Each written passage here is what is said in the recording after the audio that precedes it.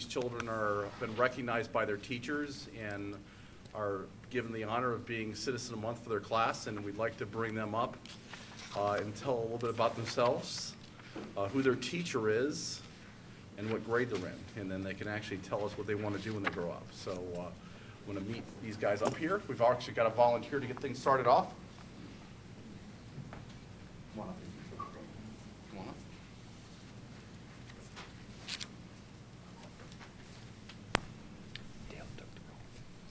Hi, my name is Brooklyn Benish, and I am 6.5 years old. My teacher is Mrs. Heen, and I am 6.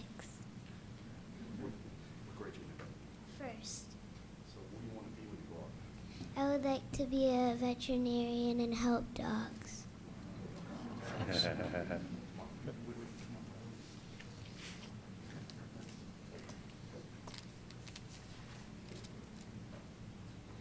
Hi, my name's Wyatt Truman. I'm 7. I'm in 1st grade. My teacher's Mrs. Frank, and I would like to be a fireman.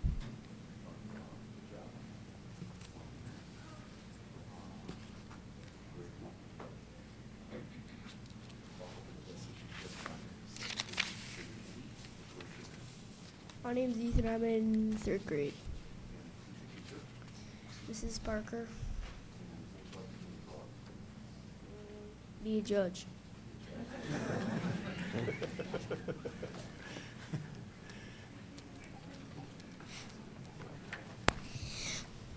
My name is Irene Scahan. I'm in 2nd grade. My teacher is Miss Fritz. I want to be a dentist when I grow up.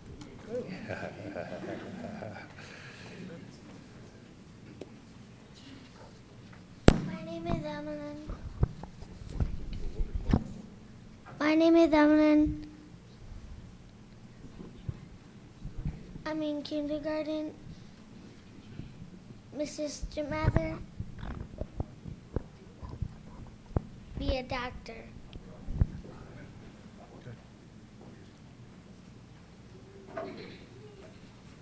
My name is Morgan Malin. I am in 2nd grade and I want to be a teacher when I grow up.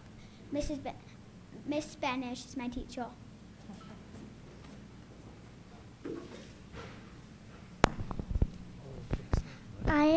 My name is Bridget Green, and my teacher is Miss Schultz. I am in 1st grade, and I would like to be a teacher when I grow up. Some of them are born for it, you know. That girl that came in late back there by the door. My name is Reagan Massey. I'm in Mrs. Look's class. I'm 4th grade, and I would like to be a teacher when I grow up. We've got a couple more coming in. Come on in. We got one in the back row. He's tall for a 1st Send him grader. on up. Come on up. All right, so what's his name? Blake Meadows. And what grade's he in? He's a kindergartner. And this is Winnie's class. What does he want to be when he grows up? Oh, what's that? What did you say? A ninja. That's why he's staying in the back. So this way no one knows who he is. Yeah, one right here, Dave. Thank you. Dave, right here. Right here in the end. Okay. And So, the tape too, both ends. what's your name? Sit. What's your name? Trey. What grade you in? 1st. And who's your teacher? Mr. Malier. And what do you want to do when you grow up? Be a cop. All right. That in the pink.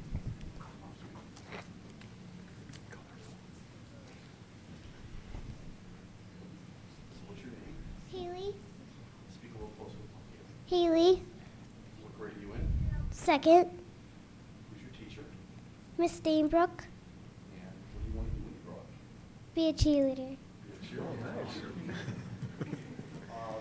You want to come up and join us in the saying of the Pledge of Allegiance?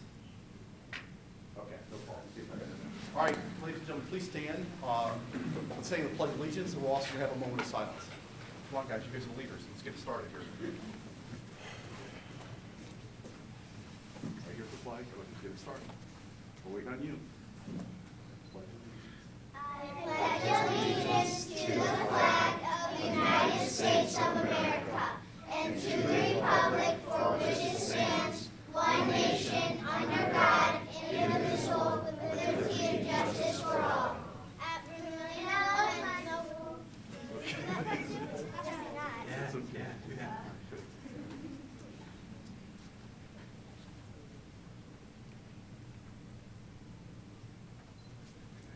Mr. Rice, can I ask them to finish what they're doing, their pledge? Yeah, finish your pledge.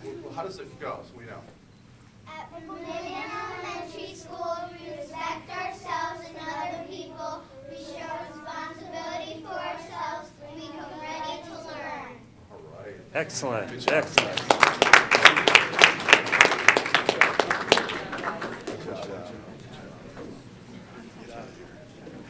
That's right.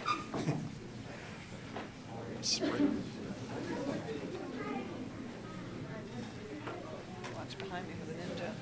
Yeah, he wouldn't get out of his chair. That's funny. So at what age did you quit saying a half? Like 15 and a half? Yeah. That's about it, right? Once you're Yeah. 16, you don't go any higher. Yeah, it's 15 and a half because you get your tens. Yeah. Maybe 21, 20 and a half. Then when you hit 21, there's no other accomplishments. So That's right. everything else to look forward to is negative. This is always the best part of our meeting.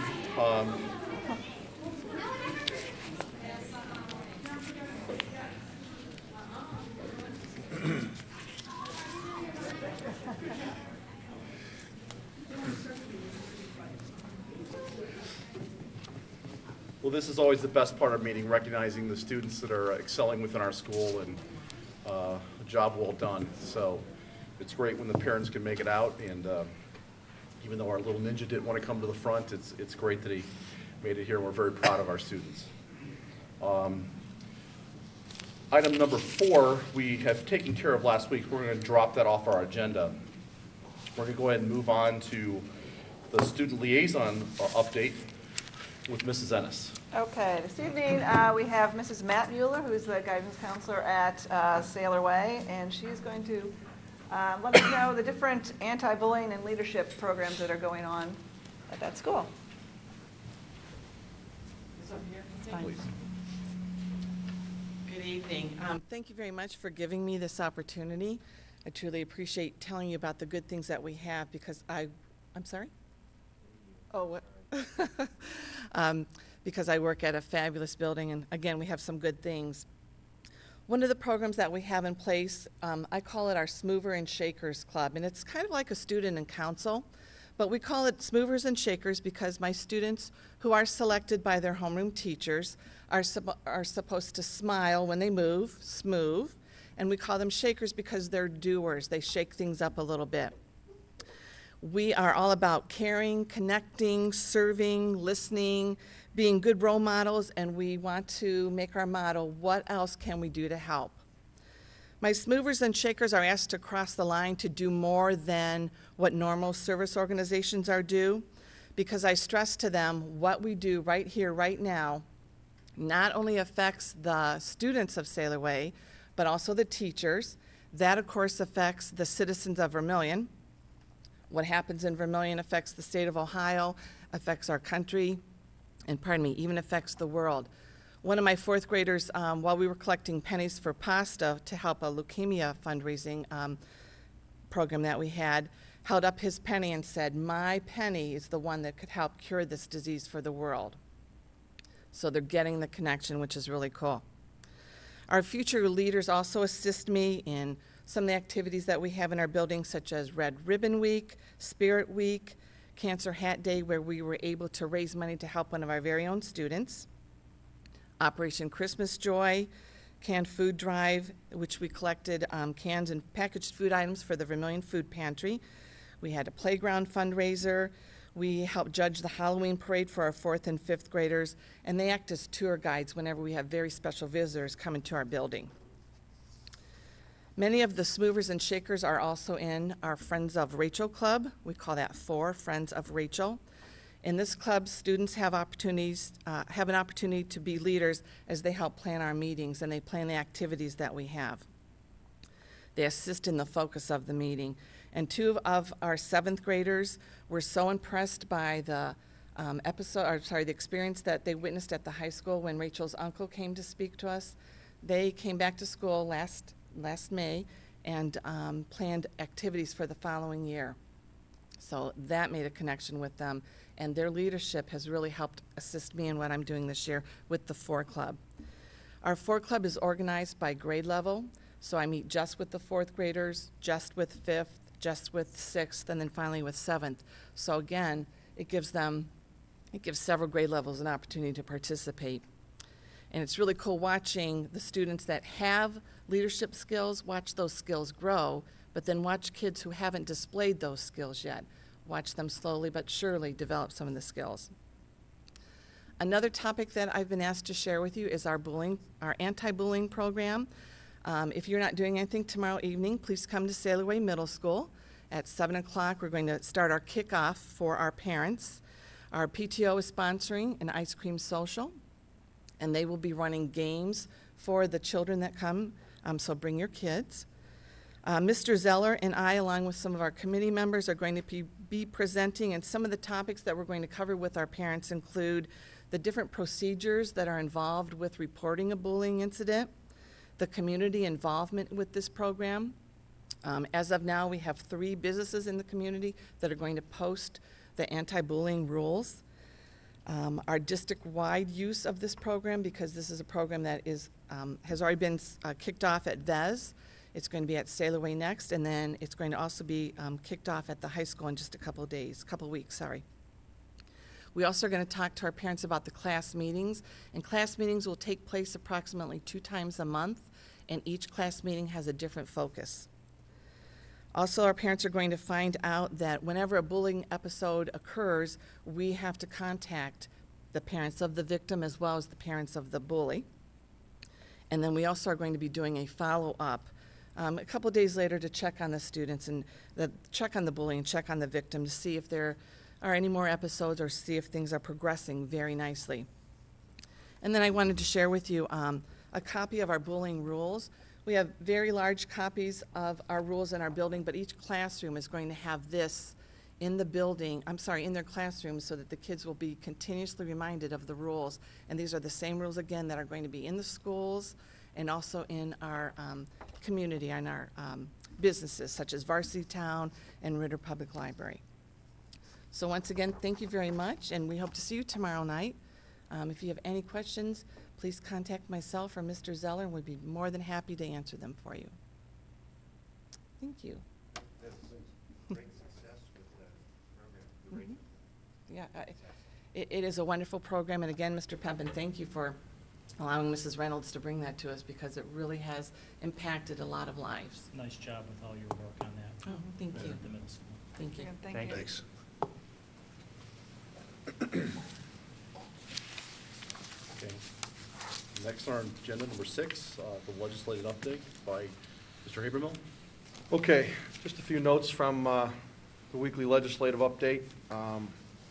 Last week in the House Primary and Secondary Education Finance Subcommittee, testimony was taken. OSBA testified jointly along with the members of the Governor's Administration on the Ohio Department of Education, and currently that's just in that phase. That's regarding House Bill 59, which is the biennial budget. Also regarding the 3rd grade reading guarantee, the Senate Education Committee met last week to discuss and vote on Senate Bill 21, which was sponsored by Peggy Lehner, representative from Kettering. The legislation seeks to remove language passed under House Bill 555, requiring a reading teacher to be actively engaged in the reading instruction of students for the previous 3 years. Prior to voting the legislation out of committee, members added several amendments to it. First Amendment from Senator Gail Manning of North Ridgeville would ensure that a student who misses a standardized test would still be subject to the guarantee, exceptions being for students who are sick or have other legitimate reasons to be absent when the exam is given. Additional amendments were presented by Senator Randy Gardner of Bowling Green and Bill Beagle of Tip City. Gardner's amendment removed the requirement that districts and community schools hire private contractors for reading intervention if their plan for the guarantee is not approved by August 15th of 2013. Beagle's amendment added emergency clause to allow it to be in effect by the time the districts start making hiring decisions. This bill was voted out of committee and later passed from the Senate floor and is now headed to the House for consideration. And that's all for tonight. Well, just a little legislative update, I guess. To add to your report, today, we were going to give testimony. Mr. Pimpin couldn't make it. He was actually in Columbus at another meeting, but we actually had an opportunity to give testimony on Senate Bill 42. And it's a bill that actually has the Vermillion Schools name on it for the protection of our kids and trying to provide safety and security for them. So it's pretty exciting to be part of that. Met with the House Ways and Means Committee today, and I can provide details of the testimony to anybody in the press that would like that. I actually had to provide it in writing, so I can share that with all of you as well later. Excellent. I want to publicly commend you, Dave, that this initiative to make change in that legislation, you took the lead on this, and I think I speak for all. We're thankful that you did take the lead and do that. It's pretty exciting stuff. It's just, you know, my first experience actually in the State House, and it's a lot of procedures and that I wasn't familiar with, and I apologize up front to all the senators in case I offended anybody, so, during my testimony, so, but I did the best I could. So, but, you know, obviously I'm just one board member, and this board I know feels strongly about the safety and security of our kids and taking care of our community. And, you know, we feel it's our responsibility, and this is the first step to helping all school districts actually throughout the state of Ohio, not just Vermillion, so. I'm not sure everybody knows what the specifics of the legislation are. Yeah. You might want to Yeah, explain just that briefly, little detail. Briefly, you know, the goal of this is to give school districts the tool, which is the ability to actually promote a levy is just dedicated for safety and security of the kids. And that levy right now, which is somewhat being debated, is, you know, will it just be for SROs? Will it be for teacher training? Will it be for, there's a lot of different things that's being looked at right now. And, you know, also health and safety with a counselor potentially within a school.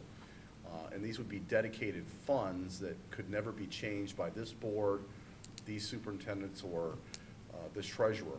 They would be dedicated, so if we go to the public saying, and this community decides how we want to take care of our kids, here's the things we want to do, those funds would be completely dedicated and cannot be changed by anyone on this board. It's guaranteed funds. Right now, if we were to take money out of the general budget where we go to pass a levy, we could reallocate those funds the very next year.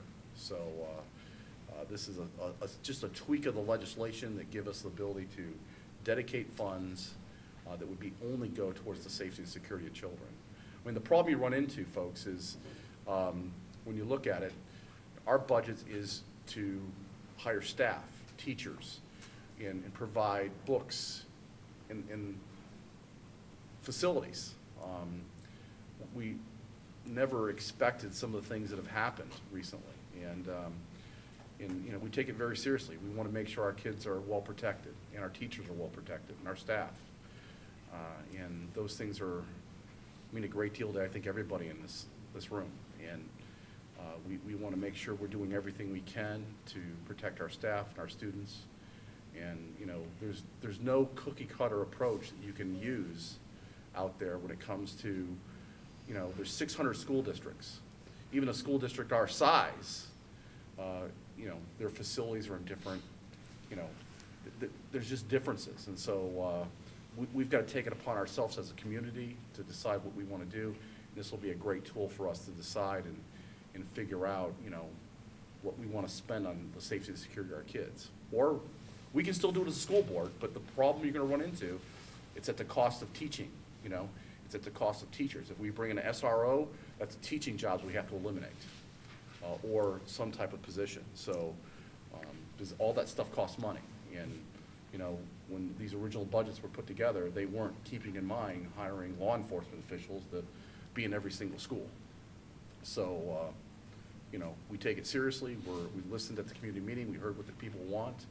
Now we just need to figure out how to help pay for it. So we're going to make it happen. We're listening. Sorry, I missed that. She missed that, okay. So that's a little update on that. All right, so let's move on to some discussion items. The first item on the discussion is Mildred Early Center. I received a letter from some of the members from the center, and we brought this up as an earlier item for discussion at a previous board meeting. We have some senior citizens here in this building that are using the facility and are currently paying a dollar figure for a lease, and they're asking if the board would be possible, it would be possible for our board to reduce the amount of rent, and they're proposing that they would do some activities with our students. And they gave me a list of some things that they might be interested to do. And so we said that we would bring this up as another discussion item in the future.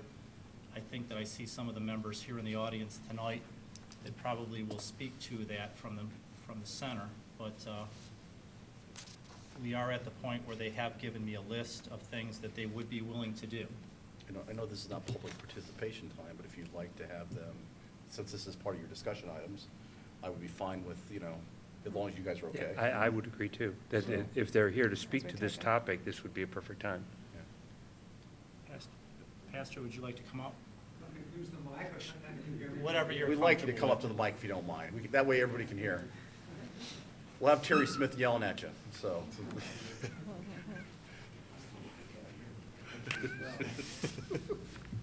I'm just trying to help you out, Terry.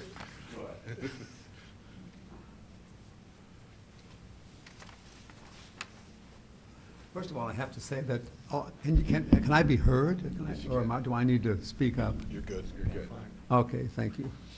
Well, I should say, first of all, that Mr. Clark, who's the chairman of our board, could not be here. He's out of town, so I'm here in his place. Well, the request is really very simple, for you to consider some reduction in the monthly rent that we pay, and our willingness to provide some kind of services in view of that. Any questions, I'd be glad to try to answer them. Some of the things that you have listed here would be to cut out some materials for teachers. What I would have to do, I would let the board know that I would go to the principal with a list of some things, letting the teachers know, basically the kindergarten through third grade teachers, and we could do it at the 4 through 7 as well. If there might be some projects that if we knew that we were working with you on a regular basis, that they would give you with specific instructions. So I think that that's the conversation. That was the conversation that Mr. Clark and I had, because we talked about what specific things might be able to be done. And in a brainstorming session, that was one of the things that we thought could happen. You did have some people on your list that said that they could teach some of the students card games. That you also could. Not poker. Yeah, I'm not thinking that it's all different kinds of card games, so not necessarily gambling. Hey, that's an education for in schools, I'll tell you. Yeah. I don't think that we meant gambling card games. They can probably but teach card us. games. We also, I see on the list here that you would be, some of the people would be willing to read to some of the students. So Yes. that gives the board some ideas of some of the activities that are listed here that they would be willing to be involved with. Yeah, those are, we've discussed those with the group, and there are people there who are certainly very willing to do that, and able to do it. Good. And able to do it. So I don't see that as a problem. It's a matter of just continuing the relationship, or building it, or starting and building it, that's all.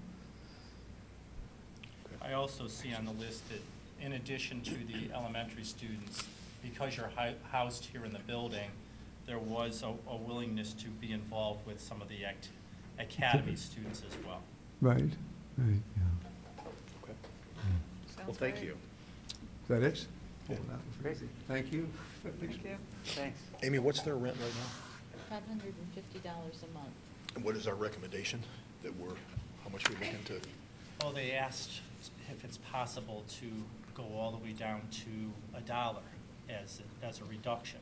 So that's the range, from $1 to what they're currently paying.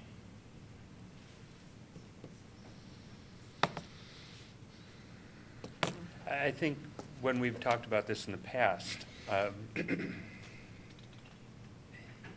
at some level, we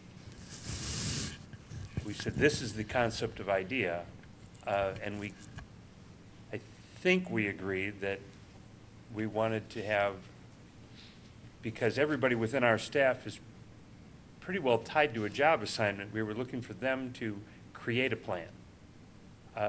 So my thought it was for looking for a more detailed plan. You know, we have this many people and we could schedule these many hours in these situations per week, and it being a little bit more well-defined. That's what I was hoping for. And we can still get there. There's no doubt in my mind we can still get there. The question is, who's going to take the time to organize that? And if we have to take a principal or a staff member in our building to create that plan for it to be executed, at some level, it then has to be ready and willing to execute it.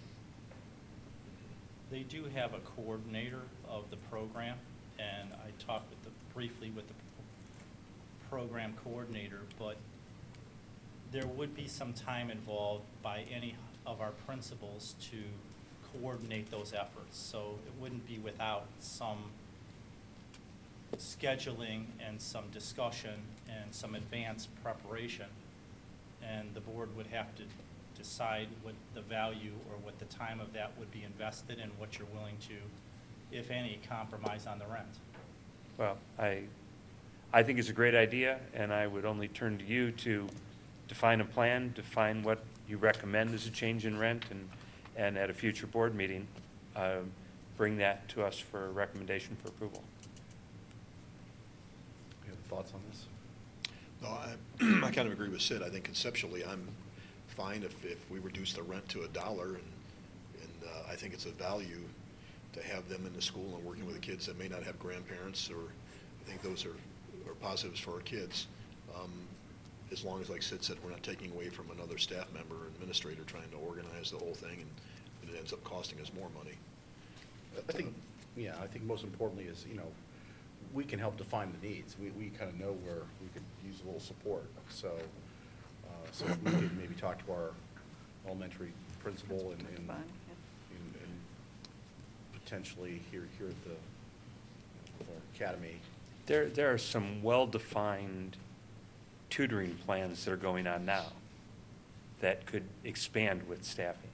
Mm-hmm. Honestly, that's one of the things that, at least right now, that might be able to expand in the future. But based on the list that I had, the conversation that I had with Mr. Clark, the comfort level, at least to start with that is not there. But as we would get more into advanced planning and a dialogue between them, perhaps they would be willing to tutor. But right now, just so the board understands, there won't be tutoring to begin with. There will only be the things that I listed to start with. What about, Mrs. Matt Mueller, what about some of your programs? Can you see? Most definitely. I was thinking maybe venturing a little bit. Right. Okay. I would love, since we've talked about this before, and since now you've got the engaged communication, I think put it together and bring it to us as a recommendation, and I know I would support a plan. Agreed. In fact, we could have used some grandparents yesterday. Currently, we're having grandparent breakfast week in our building, and some of those poor little kids want a grandparent to show up, and they live too far away, or they're, ill, unable to participate. So we could have rented some yesterday.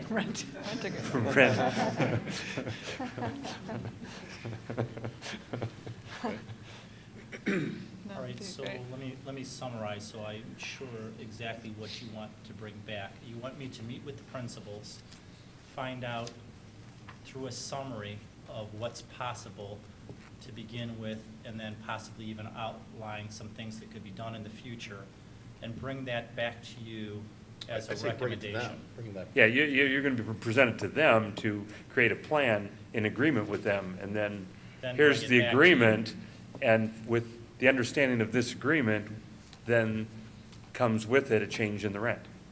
And you come to terms with what that is. That's So how will we you see it. need to do a final approval of the plan, or are you saying, just go out and do that now, and you're Create the- ready to approve it now? Create the plan and. Just go out and, My personal opinion is, go do it. Yeah. I'm very comfortable with you working out an arrangement and lowering the rent. I don't think it needs to come back to another board meeting. And we're good at lowering it down to the dollar. Does it need to come back? We would need to Yeah. take board action on that. A change in the revise lease, the yeah. agreement, Change. but, To revise the lease, so. But as in It's everything not else something we we could do. act on right now. If you have a number in mind, we can certainly do that. Do they have a number in mind that they're looking for? Well, well, Are I they think looking he for- said. the board has to act on a number, the board can't act on a resolution to, We have to approve a change in the lease. Yeah, changing the lease. And to a so specific that number. document Specifies the rent. systematically should be drafted, agreed upon, and then brought back here for approval. And, but your words of, yeah, go for it, basically is what we're saying And it really could go on a consent agenda, given. True. in the what you future, said, and it's so a it formality, would yeah. Need a bunch of discussion. makes sense. Okay. Okay, I know what to do with that then. Thank you. The next item on the agenda is junior, senior sign out.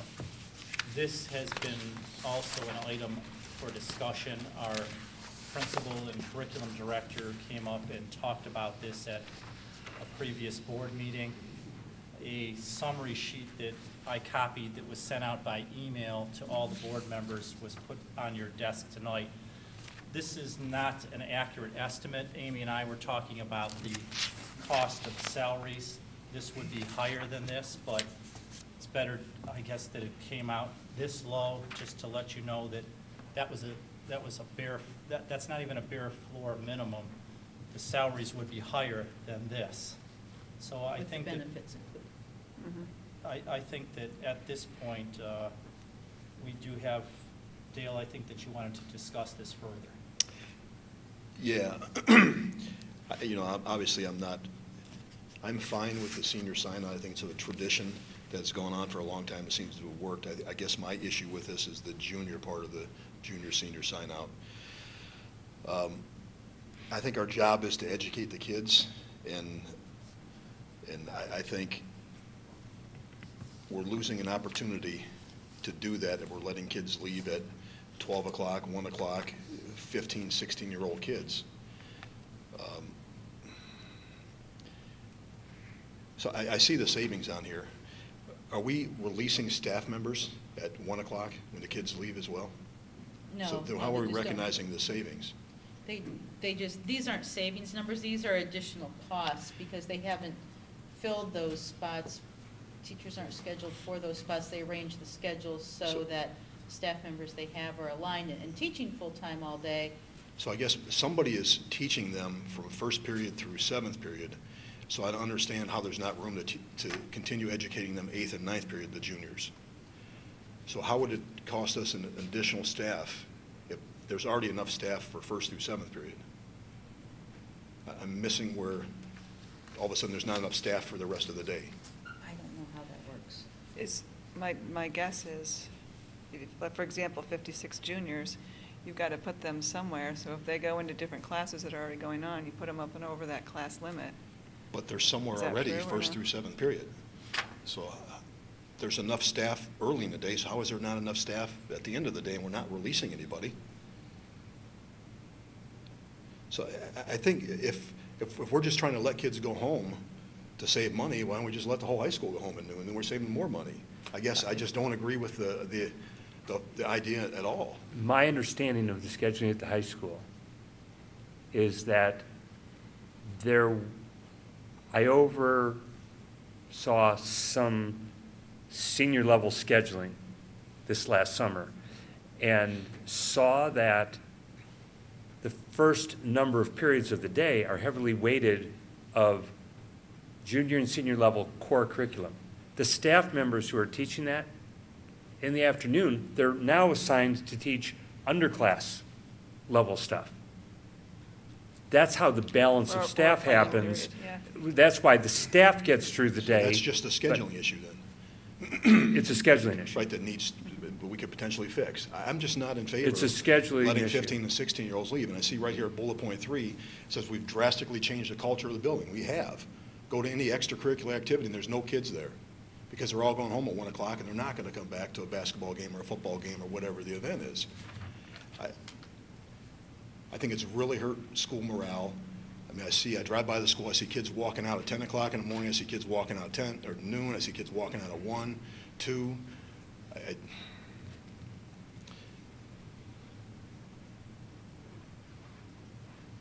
I know this is a tough one, and I think I understand where you're coming from, but I think I commented at the last meeting, Dale, that my own personal observation, I watched 2 years ago, I thought the school spirit morale was at a very low point.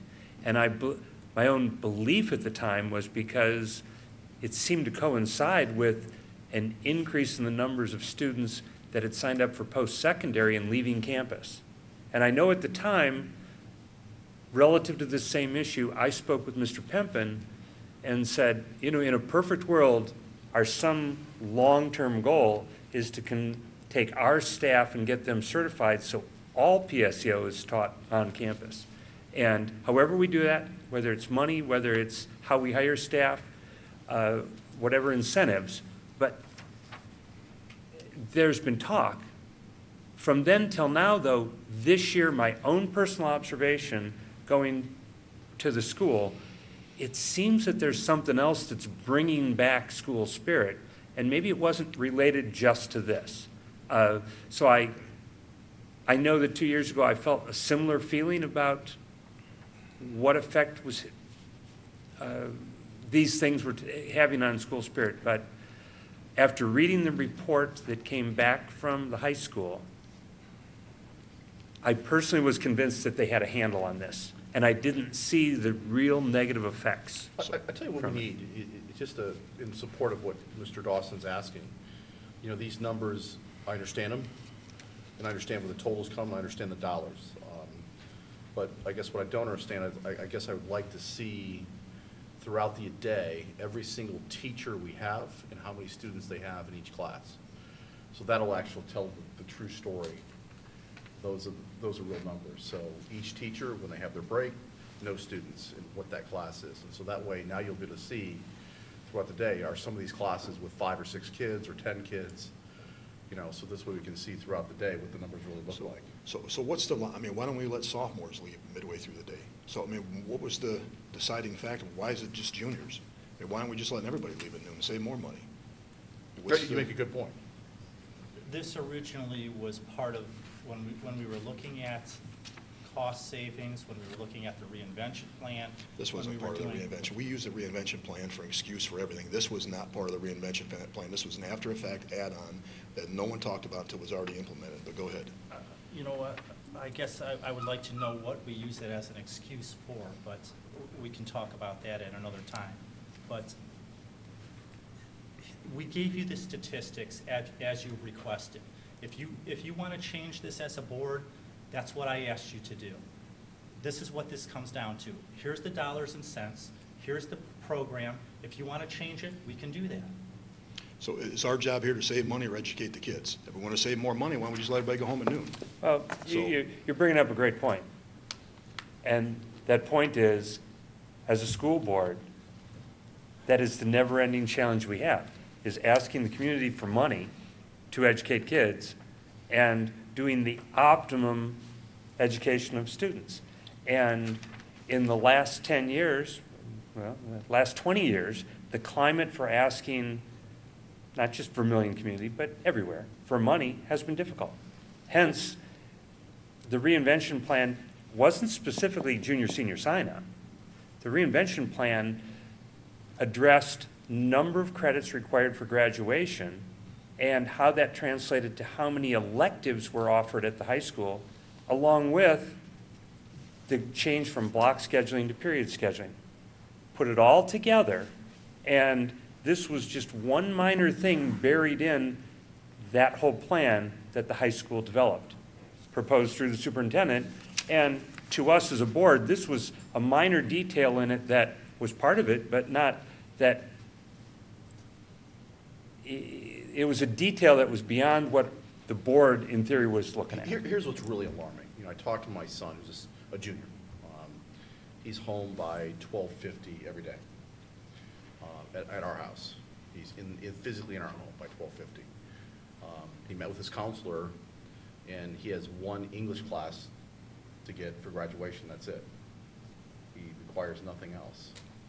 So, you know, could he, in a sense, graduate, you know, early? Or, I mean, you know, so it's just, if that's all you've got left, and you know, and there's not much rigor even as I mean, a lot of rigor with his classes, incredible classes that he's taking, you know. But, you know, my concern is, much like what Dale says, you know, can he leave now after first period for the entire day next year as a senior? I mean, if that's all he needs, let's let him go home. So what we've got now, just so everybody can hear the numbers, first period, we let 14, after first period, there's 14 people that can sign up. Second period, there's 22. Third period, 12. Fourth period, 53. Over lunch, there's 57. Eighth period is 54, and ninth period is 133. What's the population of the school? What's the enrollment? 160 per class? Average? It's actually much higher at the high school. About 170, 75. Okay, so Class sizes are 180 to 200 at the high school. So, and they're going to get smaller, and we're going to, so we have 133 gone by the end of the day. I'm one of 5 of you guys, so I think our job. I feel similar, especially regarding juniors. But if the rationale makes sense and we're not having problems, then, you know, maybe I'll support. But I would like a little bit more detail behind the additional staff. Only in that, you know, when I read the spreadsheet on here, it says period 1, 14 people sign out, or 14 are excused from period 1, and it says half class is needed. So to me, that implies that every other classroom in the building is full and can't take another student. And I'm not so sure that's the case. That we couldn't place 14 kids in the building somewhere. And so on through every That's why through when I every asked for the period. class sizes and what the class is. Now So- you can see. Yeah, easier to see. I guess just a little bit of granularity behind where we thought we needed 2 staff members. We can supply that extra information for you. At the time when this was asked for, I was giving you everything that I thought we could. It went out in a weekend review. You told me individually what you felt, and I didn't lobby you either way to say, do you want it or you don't? You told me what you felt based on the information that I gave you. But And Dale so- brings up a great point. I mean, no disrespect to you, you've done exactly what we asked, and you did pull us, and so, you know, Right. there's no one's upset. It's just, I think there may be a lot of cost savings if we do start sending sophomores home early. We can send teachers home early. We don't need teachers all the time. So we should really look at this. I mean, this could be a really great thing. We are, So- and we will supply that information for you now, and that is one of the things that we have been working diligently on, is to make sure that those classes for the coming year are staffed at the number that they need to be, because that has been an issue in the past. We know we can improve in that area. So this was one of those things that we're willing to do whatever you would like to do as a board. It's not my intention to want to do something that's contrary to this board, because it would be foolish for me to do that. I don't think anybody's saying that. It's just, you know, Dale's right in the fact that they're not learning anything when they're not in the school. And understand. if there's an opportunity to maybe get a little something more out of their, you know, experience, then we need to look at it. Is this then One of a? the things, just pointing out, just to, as you know, this requires parental approval right now. So Yeah, it's right. not like we're just saying to the kids, you can go without parental approval. So this does require that. And we did raise for now, because I do believe that that was not high enough, the academic requirement. Well, that's what I'm saying. Is this a result of that we dropped the number of courses needed for graduation? So they're basically done their That's junior part of year. it. They got That was nothing the else to result. do. Reinvention This plan. is definitely part of the reinvention plan when we dropped the credits required for graduation. So now there's Vermillion no need prior for them to was stay. one of the highest in the state. We were right there in that top 10% at the highest level of rigor for graduation.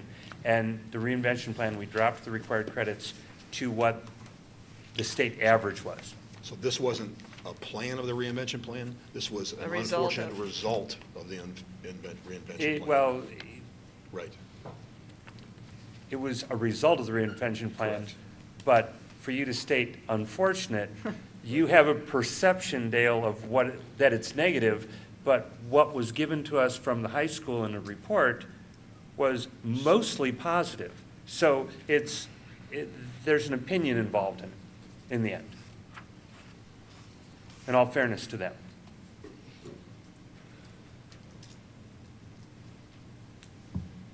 Okay, I'll come back to you with more information on that. The next item on the agenda for discussion is facility use policy. At your table is our attorney's draft of that policy and a letter that accompanies that. I think that you have the copies there, Phil. I think they were emailed out Friday, maybe.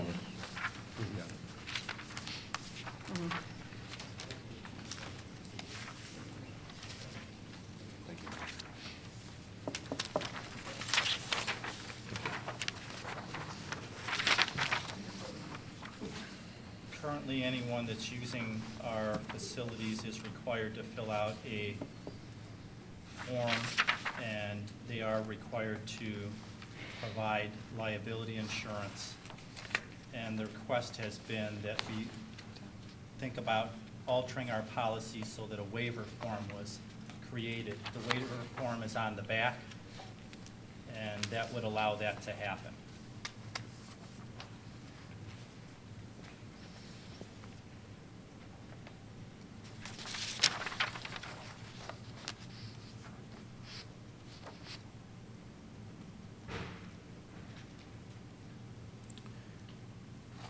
I personally think it's a good idea. I think the more we can get our public in our schools, whether it's playing music instruments, having senior citizens in the school, having athletic groups in the school, I think any way we can get groups in the school, I think it's only a positive to see what's on the wall, see what's going on in the buildings, and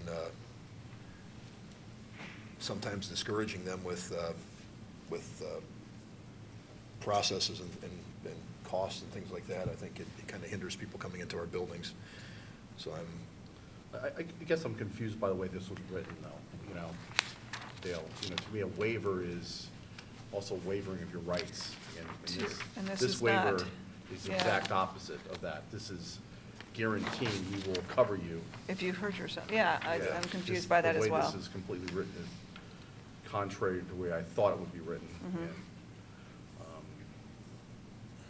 And I guess I'd like to understand our legal counsel's reasoning for that. So, as an example, when you take a look at the men's basketball that we're playing, and this is where it really frankly started, many of the men in the community, including our SROs and other police officers and myself and other members of the community would play basketball at 6 a.m. in the morning at Sail Away. And, one of them actually broke a foot, and, no one has ever sued the school over that. They were just playing basketball. I think there was someone that broke their neck. Yeah, actually someone broke their neck and never sued the school either. So, things can happen. They're just playing basketball. No negligence of the school. They just provided a property that you could play on, so I don't think, honestly, I read this before cursory, and I didn't notice the two paragraphs being as contradictory as they are. Yeah. Till right now when you bring it up. Same with me. I read it before, and I think I focused on the final paragraph, and now I'm seeing that they're contradictory. But having said that, myself, I am personally in favor of this change, only because I think just in general in society, we've all become too worried that somebody's going to sue us. And that is not on this topic, but in general in our society, it's a shame, and I don't like it. And for that reason, I don't want to believe that that's the case. I would rather try to do this kind of thing myself. If somebody's going to sue you, they're going to sue you whether this policy or document is in place at all. What are you finding contradictory about it? Uh, Paragraph 2, actually. We agree to be responsible for any accidents or injuries sustained by any person attending or participating in the program. We being the party who fills out this form, But so that, not we, the not school we, district. so yeah, I just, you're It's right. we being the person who makes the application. That's why I. Oh, read it. okay, okay. Yeah, you're Yeah, right. so I it see is, now. it I is, see it yeah, now. I was reading it wrong too. I read it wrong, too. I read it wrong. You're right. You're absolutely right. But if this holds us harmless from anything, any repercussions, I'm a lawyer, I must start. It's Yeah. probably That, you know, not- why, actually, why are the- they the- advising we don't do it? It's not worth it. It's written out. That's really what the lawyer That's said. why, okay. Is Okay. that, and that was my point. It doesn't matter what anybody signs or does. They can still. If they find the wanna right do it, they lawyer and wanna they're do it. angry, they will run you through a lawsuit. Okay, Whether you win or not with this document is anybody's guess. okay. But Well, I agree, we need to open it to the community and, you know, We're still insured. You also will have possibly, I know there was some concerns from the athletic department as well as the operations department about if this was going to increase the number of bookings that, you know, we were managing and trying to keep scheduled with all of They the. have the right, I mean, somebody's got to approve, the process is going to be put in place. Hey, I want to use the gym on Friday. You say, no, it's not available.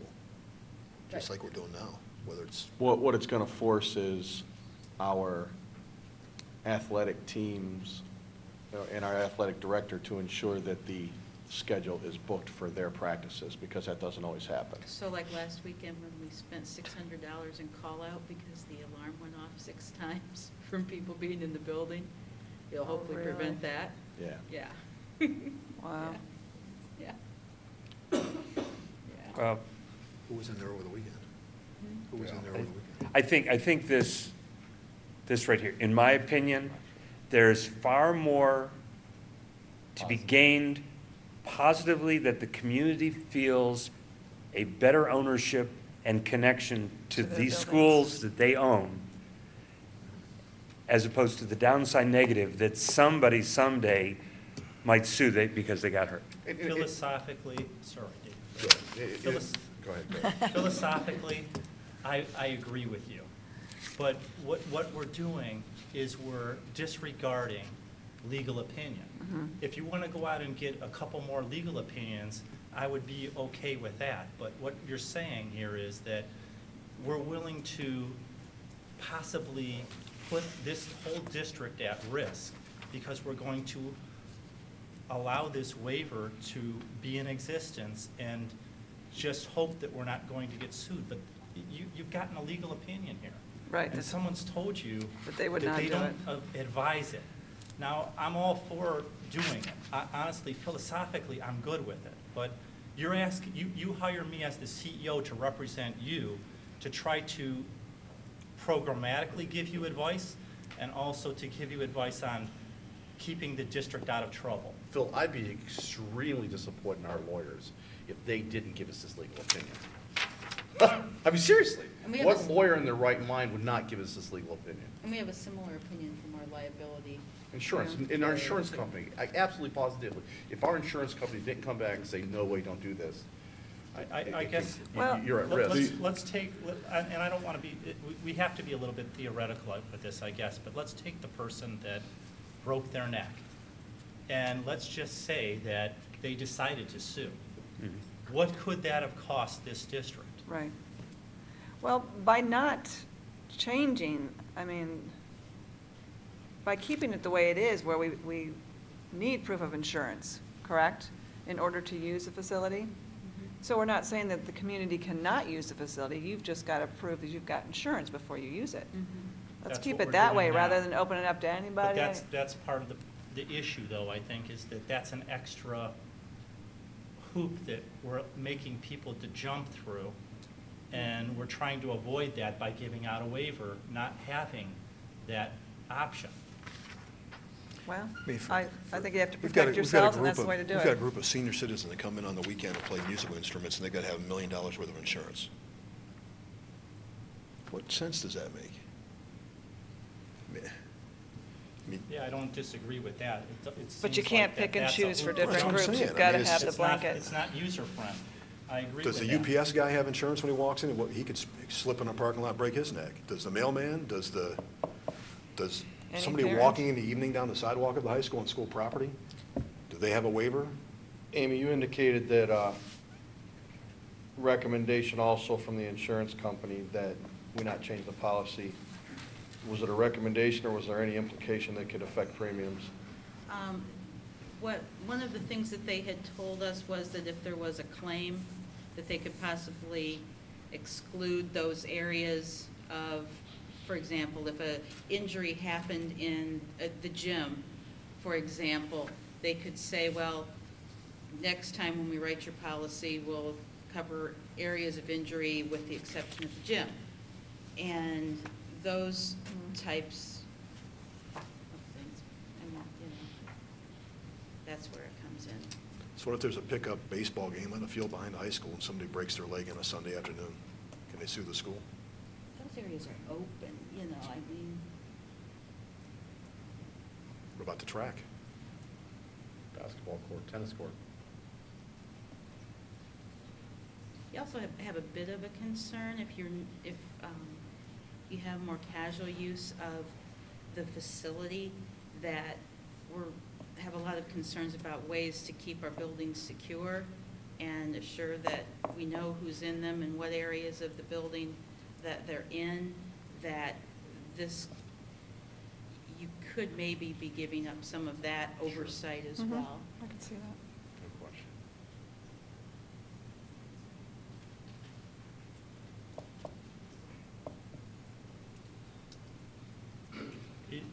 Are you okay with the waiver now that you've had a chance to read it?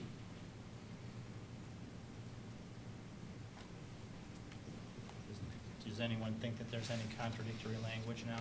No. No, I'm but fine with the waiver. I I'm- think it just would require then, if you all are unanimous that you think that we can use the waiver, let's use it. The only question I've got is, if you have insurance, there's nothing wrong with putting it on here. If you don't have, it's just good to know you don't have it. So, Right, and then there's some common sense. I mean, do we let a group of skydivers come into the high school? Or gymnastics? And more There's importantly, high risk. Therein lies the whole problem, Right, so is who is assessing the risk? And that's in essence what the insurance company does. Right. And they're picking and choosing and advising, but that isn't community friendly. That's our dilemma. And we got to weigh between.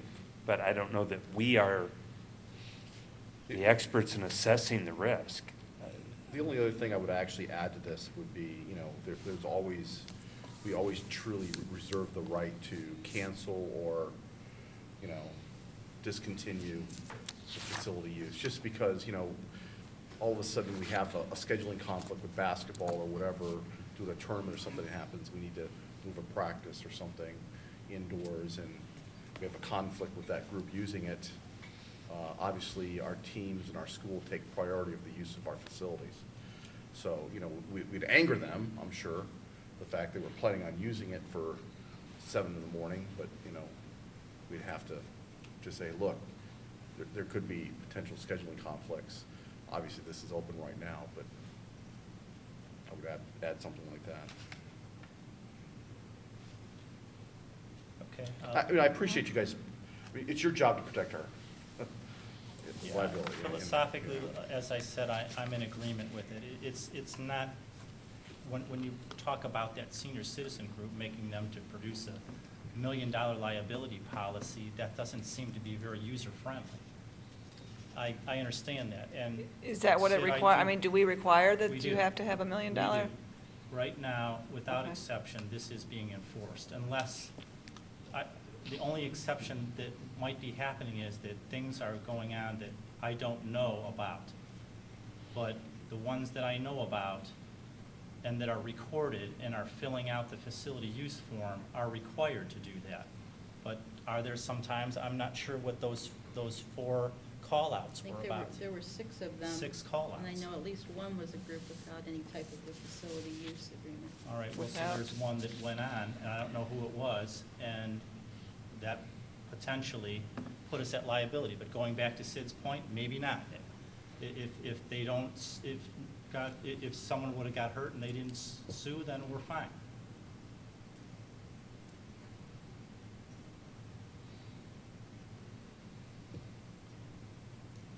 Is it possible to keep it where you need insurance but not so ungodly, up at $1 million, or just to show that you, So you when know you what I'm say saying? insurance, it's medical insurance. Liability. The liability. Liability Yeah. insurance. An umbrella coverage of So you're liability going- insurance is what So this is basically all it's for about. homeowners.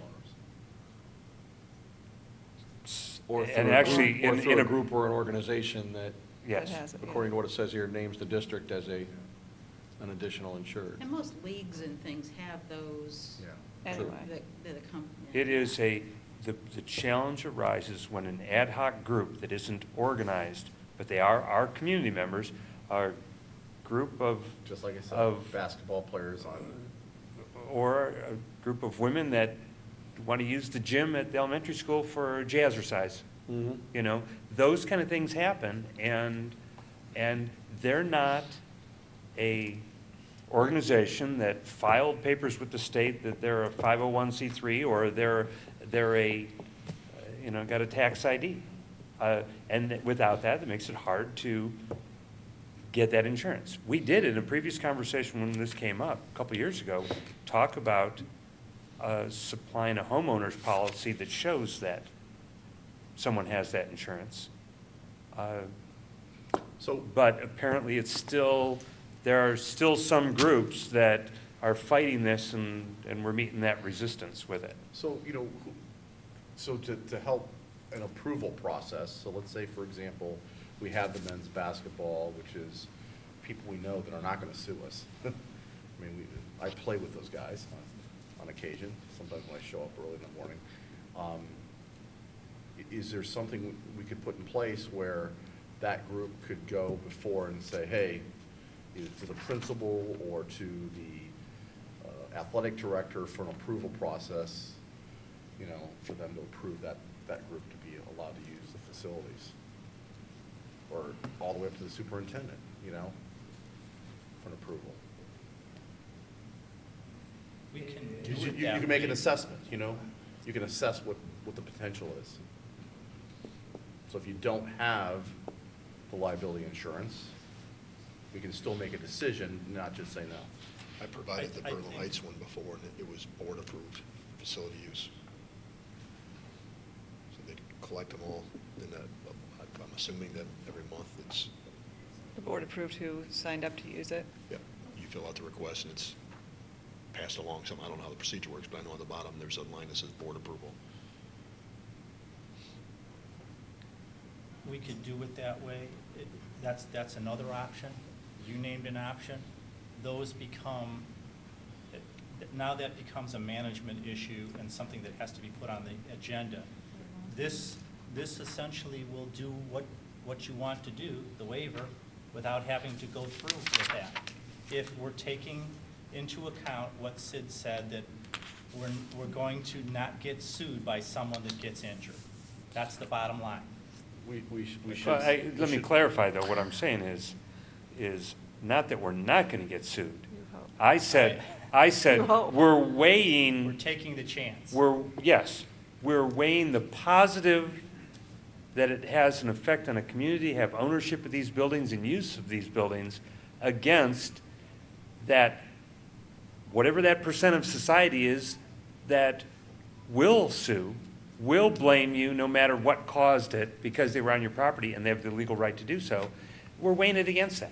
Yeah. We're weighing those two things. I- That's simple as that. And that's all we're asking I for those, understand. those organizations that don't have that liability, weigh it and look at it. Maybe another option, and I'm thinking about it as we speak, because the reason why people put umbrella policies on their homeowner's insurance is for that very reason. If someone walks down your sidewalk and trips, the UPS man, the mailman, you put it on your homeowner's policy as a rider. How much will it cost us to put a rider and up our insurance and cover it that way? There's a point where we can say possibly that we've covered ourselves enough by increasing our liability policy. I'm not sure, but going back two or 3 years, didn't we ask that question? We did make some increases. I think that part of, We we would have to talk to our we added those insurance things agents and again. increased our policy, or we inquired about what it would cost? I don't Both. remember. I think we did both, actually, and we looked at some different thresholds and chose some increases based on some recent exposures in the industry. To me, I hate to say it, there's this money issue, but for me, it's a philosophical issue. Do we want to be the kind of community that we run scared and close everything down? Well, I don't think you're closing everything down. No, You're just I being don't get me careful and wrong. I'm watching your exaggerating my back. point. I'm Yeah. exaggerating my point. That's all. Do we want to have that philosophy, or do we want to have the exact opposite philosophy that we're open, warm, and welcoming to all, and, yeah, we trust you, we trust you, we trust you. I mean, that's the ends of the spectrum here. Right. And it's a philosophical question to me. Yeah. Me, philosophically, I want to err on the side of being open. But on the other hand, serving on this board, I have a responsibility to the community. So we have to sense what that right thing is for the community. Are there groups that aren't able to come here now? I mean, do we have groups beating down the door or angry because they're not able to use our facilities We now have- because of this? We have one group, it's the one that Dave referenced, and I believe they found that they could purchase the policy. I'm just tossing out numbers. This is what's been explained to me, that they could get a policy for $30 to cover the group. And there's some, I've been told, some resistance to that $30 cost. But however, when we were calling some other districts recently. Could you explain that further? $30, what do you know? Is that $30 annual premium? Yes. For covering that group to be here as many for them- times as they're going to for be them- here? For them, yes. And it's not per person? No. It's no. for the group? And what's interesting Okay. is that Firelands, for example, is charging some of these same individuals $25 an hour. To use their facilities? Yeah. And they have to have a staff member present. Well, that's to cover that. Yeah. So they probably put out more money already than if they bought the policy, probably. I say we leave it as it is, in my opinion. If the attorney advises, open it wide open.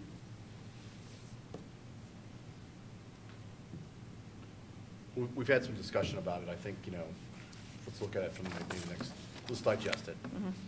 And you guys have got a little bit of direction from the board, so. Before we do that, though, let me summarize so Sure, I know go what I ahead. have to do. I think I should go out and look at, Amy and I should check on trying to increase the rider. Are we all in agreement with that? Well, Or see the cost for doing it. Okay, I was hearing Dave to say, let's digest it. In other words, here it is, do nothing. We'll Let us give you the ponder it. information Well, he can give us the If you want to information, get yeah. more information, Yeah, fine. you're all in agreement with that. We could put it back on the What's the cost for increasing? agenda. We're going to have another meeting here before the end of the month. Mhm. But in the meantime, unfortunately, that's affecting that group. Do what you need to do with that group. So make a decision on that group. You know the board's in favor, obviously, of moving forward with the use of the facilities. That's pretty unanimous. So you make a decision, you personally, on that group. My decision is then to let that group go ahead without the Then go. liability for now. Go, If that's yeah. going to create, because that's what's creating the issue. Okay. It's just that one group. Yeah. Well, For right now. just let them know it could change. A special case, when you grant somebody special compared to everybody else, Then you're that gonna get it. always raises issue down the road. Especially I- when it's not, especially when the policy That's- says something What group, different. what group are we talking about? Whatever Doesn't group, matter what whatever group group it is. he's You let any one mentioning, group. whatever group you're mentioning to give special privilege to, outside of. Part of In that other words, group. write an exception to current policy for that group while we ponder this. I don't think Tell that's the that- right thing. Tell that group to hold Not on to 3 mention, I think I weeks. know of another group who just went out I and don't- purchased an I don't think insurance it's right. policy. All right, well, this Yeah, is- I'd hold we're back off. to ground I'd zero hold then. off, stay how it is Yeah. until we get more information, yeah. All right, I hear one, Okay. that's All right, seems that's like the fine. unanimous decision, so we'll go with that. Okay, that's all I have for discussion. No, there's one more discussion item, then we put it on as an addendum, and that is some work that's been done by Lesko. There's been, since our last board meeting, there's been some ideas that have come forward. And we asked for some numbers to be recalculated for the K-3 building to be attached to the high school. Another idea was brought forth by Lesko as a standalone K-3 building that would be close to Douglas. We invited a couple of board members that came to Lesko's office on Friday that looked that plan over.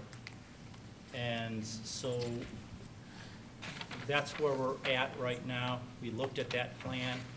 I did send a letter out to the board on Sunday based on the information that I had, on Saturday night, based on what I had, but we can talk about that later and review that if necessary. But let's go ahead and listen to Lesko and Green Space with their ideas about the plan.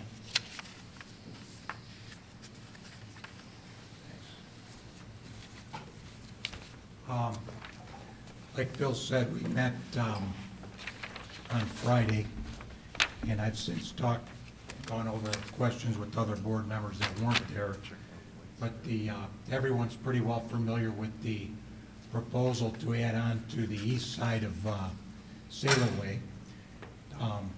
And in both of these scenarios now, we've replaced all the fields. So, I mean, the board can down the road decide if they need to or if they're going to or what, but we put them all there.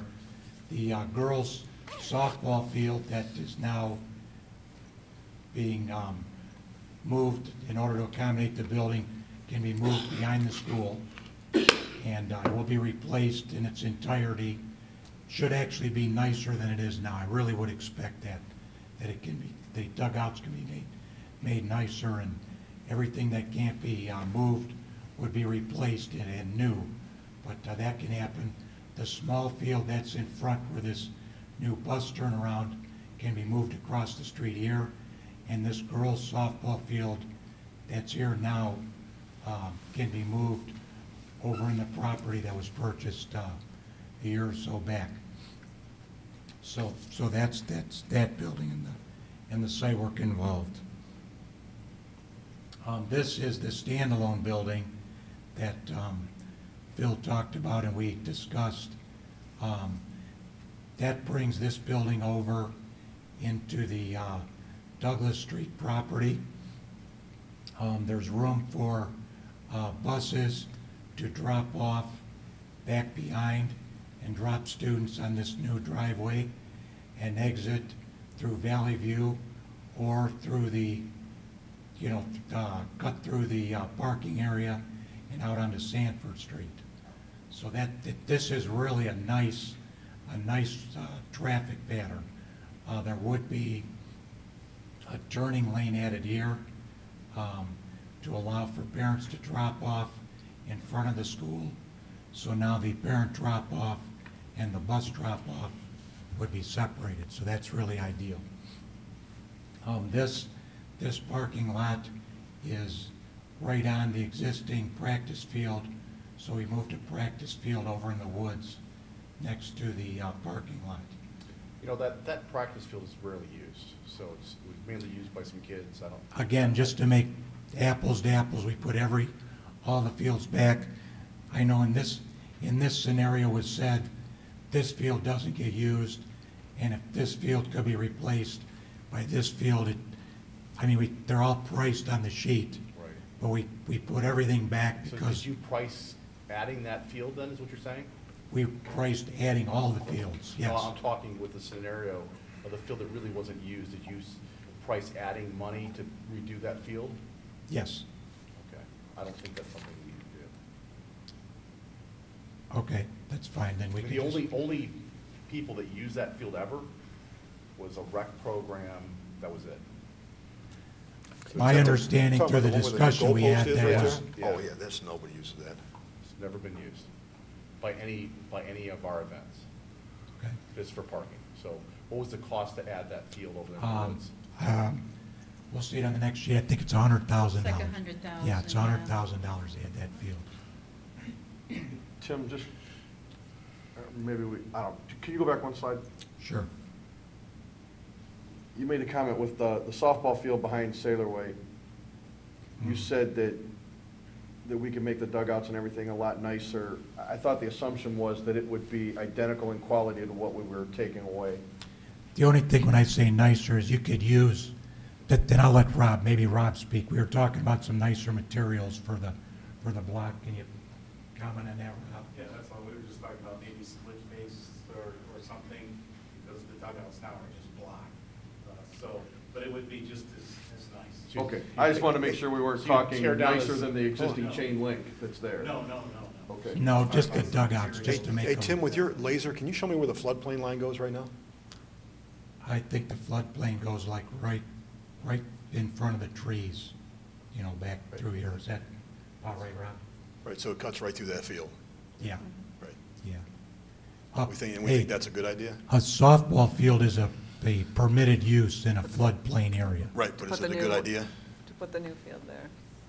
Is that what you're saying? Go ahead. Again, this field, if you're, So it's wet all the time. if you're nervous about that, this field could be moved over here too. Again, the money's there to put it, it could be put anywhere. We have the dollars to do it. We could get into where things go, could cross things off. I know that field has to be done. Again, that field could be put here, could be put here, could be put over here. There was a lot of different opportunities to. What is the difference in cost of fixing up that existing ball field behind the school and added to the cost of putting in the field, the other girls' JV softball field, the net cost of doing both, as opposed to doing nothing with the field in the back and moving the current one over there and making it the same quality as that? What's It's the really, difference in it's cost? really the same. It's gonna cost, I think we have, the cost is on the next sheet. I think we have 60,000 to move this field over here. Okay. And 100,000 to do this. So if you wanna spend 160,000 and put the girls' field over there, you'll get. And it's- make that you the can make premier that- field. Right. And then not touch anything behind it? And then just leave that one as it is. So you're saying that It doesn't- your estimates are, it's the same cost? It's, right, it's gonna be the same thing, whether, Okay. And so if in fact that field that we are maybe expanding or cleaning up, and it now will extend maybe further to where there's potential floodplain, then that would mean if all costs are equal, then it makes more sense to do the premier field over there, where you don't have that. and that's fine. Okay. I thought just one comment, I thought they I wanted, just wanted to I thought they wanted to understand. bring the outfield in a little put it over, closer you got though, no was parking. one Yeah, of the correct. talks. Right, isn't that they really want to make it smaller? Yeah, so you'd have to actually make that one smaller as well. Right. But So if you that- put it off Douglas, you've got no parking. So you have to add a cost for parking as well, correct?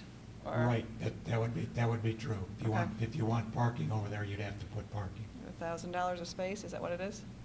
Well, if it's Correct. necessary for a field to have You could park, you have could, Well, if you're playing parking a at game, that you're gonna park proximity over there and compared to the walk? parking that's all existing around the building already. Seriously? You'd have the same, you'd have the same You problem park you have way with Sailor over there now. by They the park soccer along the field and road. walk to your game. you could park Yeah. right here. Okay, and Maybe go so. there. okay, I mean, you could probably park there and walk there. I mean, it's- okay. So could you go back to the map without anything on it, just at where we're at right now? Oops. Wrong way.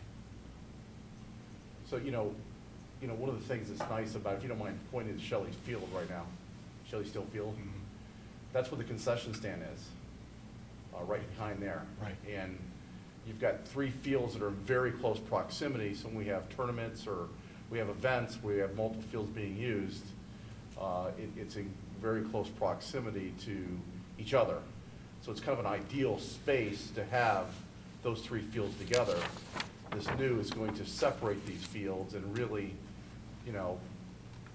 it's just not as desirable, this new design, in moving that field.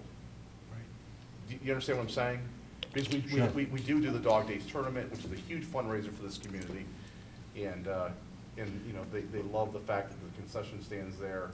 Not to mention that the city and school jointly came up with what they call Sailaway Park with Phase 1, Phase 2, and Phase 3. You're looking at Phase 1, Phase 2. There's long-term planning on Phase 3 that had walking paths and playgrounds and stuff like that going in that area as well. There's a lot of time and effort put into that. So this obviously would put an end to that whole. I guess if you're trying, one thing we didn't really look at so far, maybe we could, is moving a ball field over here, another ball field in this area. I mean, Where's the floodplain go again? Like from the corner, you could probably keep it out of the floodplain, if you build it right in that corner. You're not going to put a That's baseball kind of a field where big it's play wet. area right now for the kids, though, and they also they practice football on that field. Well, that's the recess area, yeah. Yeah, it's recess and football, And what's also nice is, they go across the street and do resets inside the tennis courts, and so it's all fenced in, which is nice and secure for the teachers to keep them kind of bottled up a little bit, so. Let's go ahead with show the single site option you had there, Tim.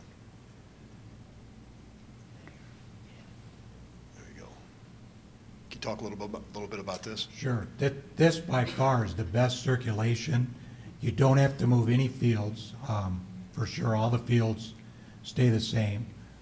None of them are touched. Again, the only thing is the one practice field. But that's really not that big of an issue is what I'm hearing.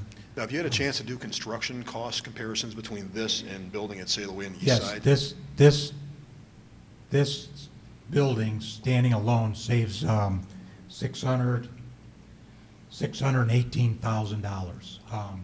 You reduce the size of the. Can I stop you for a second, though? Sure. If we don't build that practice field in the woods, it's $718,000. Right? Correct, yes, So- correct. That's correct. So, And that would be because, the savings is because you're not tearing up the parking lot, not doing temporary construction. Right, and this parking lot stays there. You're not relocating things. The baseball field stays, all the baseball fields stay there. The circulation is, I think, and I think Rob's office agrees, is the best circulation of any of the choices we've looked at to date. Agreed. Tim, the widening of the Sailaway Drive does not have to happen either, so that's not an expense there.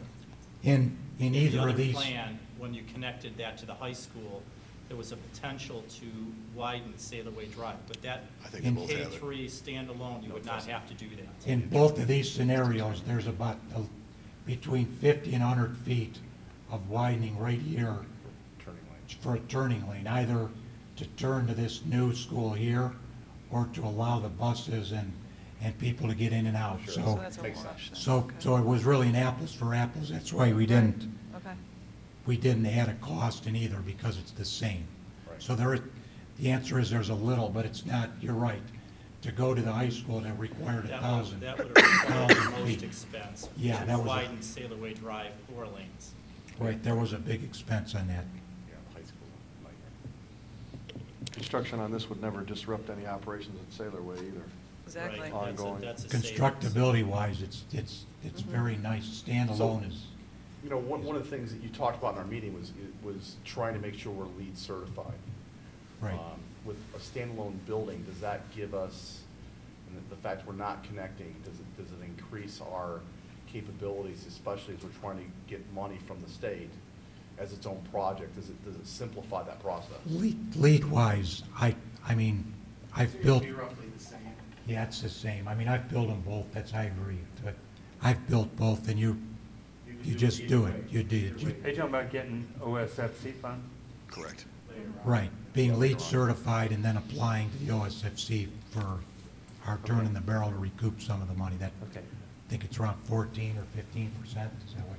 Yeah. We're at 50.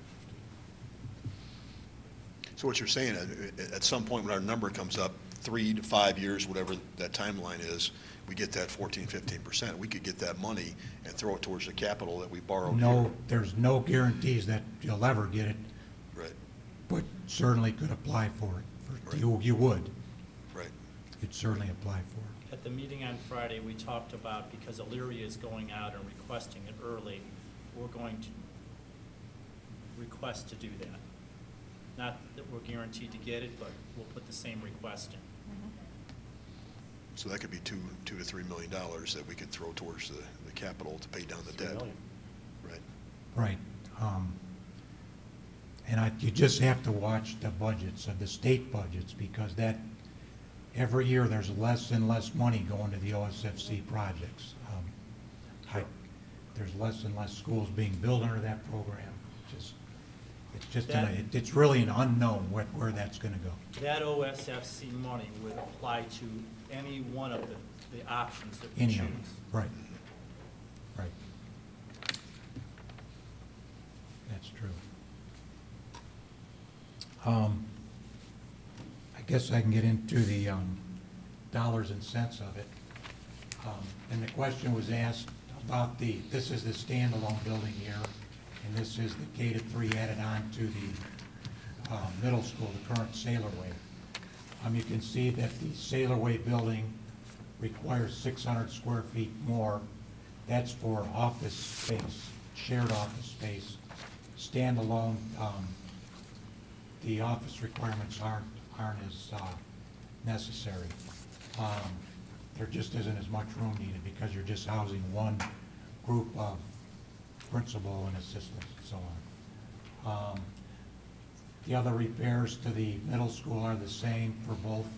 Foundation repairs are the same. Stair repairs are the same. As part of the K-3, we're going to renovate the department center. Serving line gets replaced. Freezer and cooler needs to be replaced at the middle school. Renovating the existing media center is 3,350 square feet.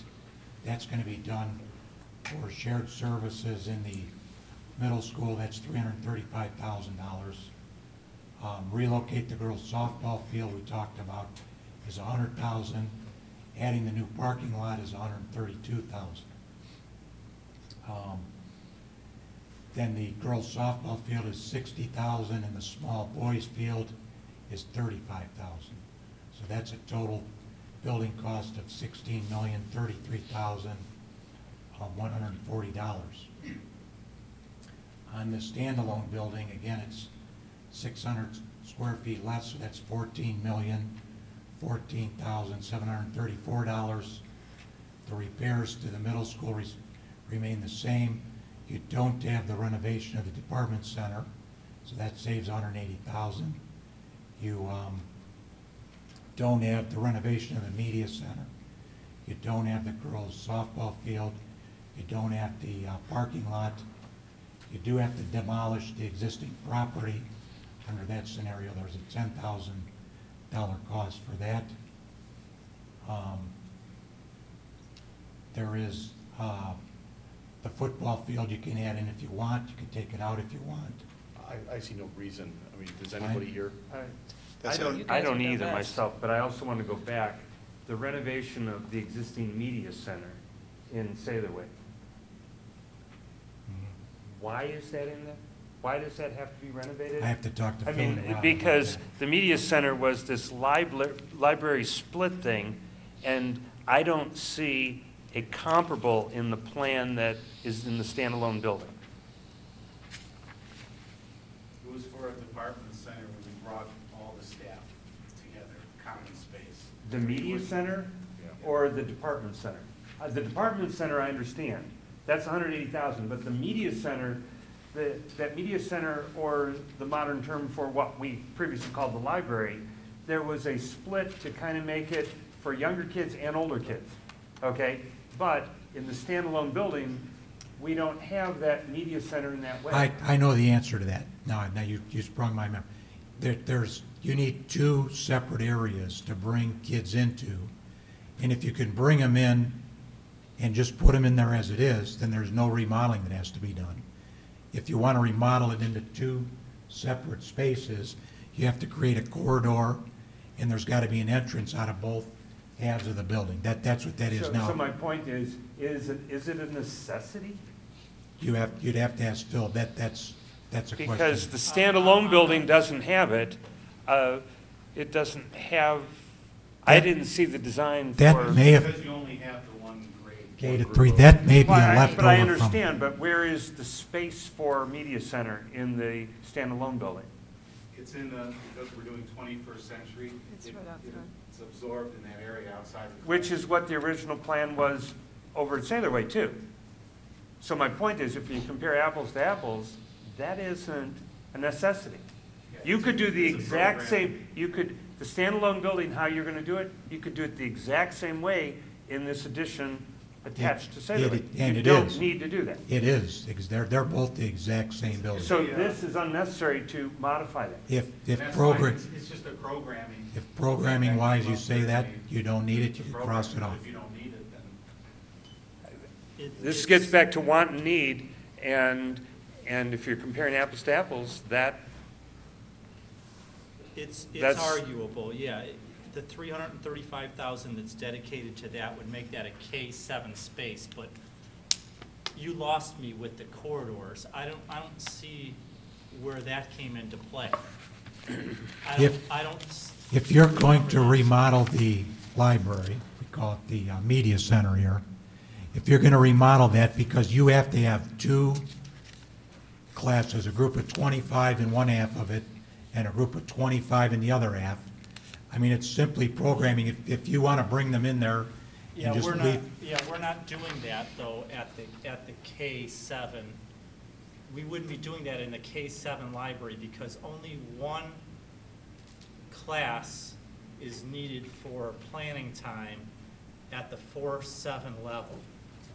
So technically, So it sounds like Sid's right, then that could come off of there. if you're going to compare apples to apples of the standalone building to the building as it's placed on the east side of Sailor Way, you could do the exact same setup of media center library in that building, no matter where it's placed. In your design, It the is the original same. proposal. It is exactly the same. So that being the case, to compare apples to apples, that number shouldn't be in there. I can't disagree with you. Yeah, it's just a programming thing, but if you don't need it, certainly take it out. Well, I would categorically place it in a similar vein as the $100,000 practice field. It's arguable whether it's necessary or not. And we wanted to have all the costs here, and obviously you guys could cross off. You'd probably have a similar situation with the 60,000 for the softball field, because I think the comment was made the other night that doesn't get used. No, that's the boys, the small little field. The comment was made that wasn't used, I think, right? And that 35,000 there is the little field. The comment about the fields was, as I remember, that this one does not get used too much anymore, and maybe this one could go over there. If that one's eliminated, they can play in the other one. Could they But go then there? that begs the question, which fields were part of the arrangement with the city? And in the spirit of we as a board, I think, I don't know if I'm speaking for everybody, but that we wanted to make that whole no matter what we did. We replaced that in this plan. If that is part of that park and it was paid for, then we will replace it. That's just my opinion. And that's what we were trying to do with these scenarios, was put everything back so it's all there. And you really don't have to decide tonight which field and where they go. The dollars are there. Got it. And you could sit down and talk to the city, and then you could ask them, you know, if we get rid of this field, can we move over there? Does it need to be replaced? Or, you know, and if it does, you can move either way. The dollars are there to do it.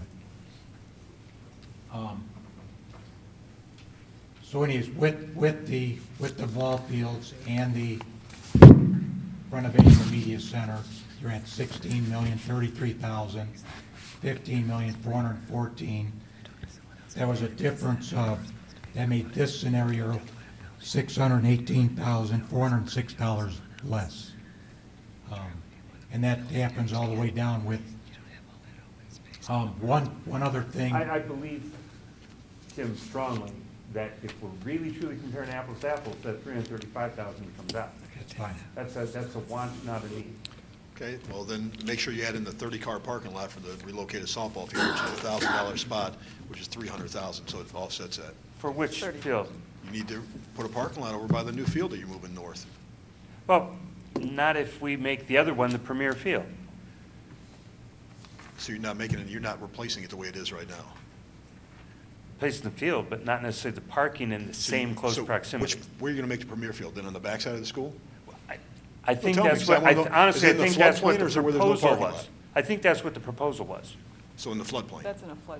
Okay. The beauty of the one that's there now is it But- is a So I'm very just making dry- sure I understand. You're putting the premier We keep field saying in floodplain. floodplain, but A floodplain I think means we it's all wet. understand that there's a change in law that extends that 500-year floodplain. I don't know how far back that So, goes. is it a floodplain or not? But that So just call it a floodplain is for building, and the honest to God truth, So I do you posed think the that question area's to the wetter? group Do the you other think night. that area's How wetter many than have normal? lived here their whole Go life ahead, who have watched that being a flood problem?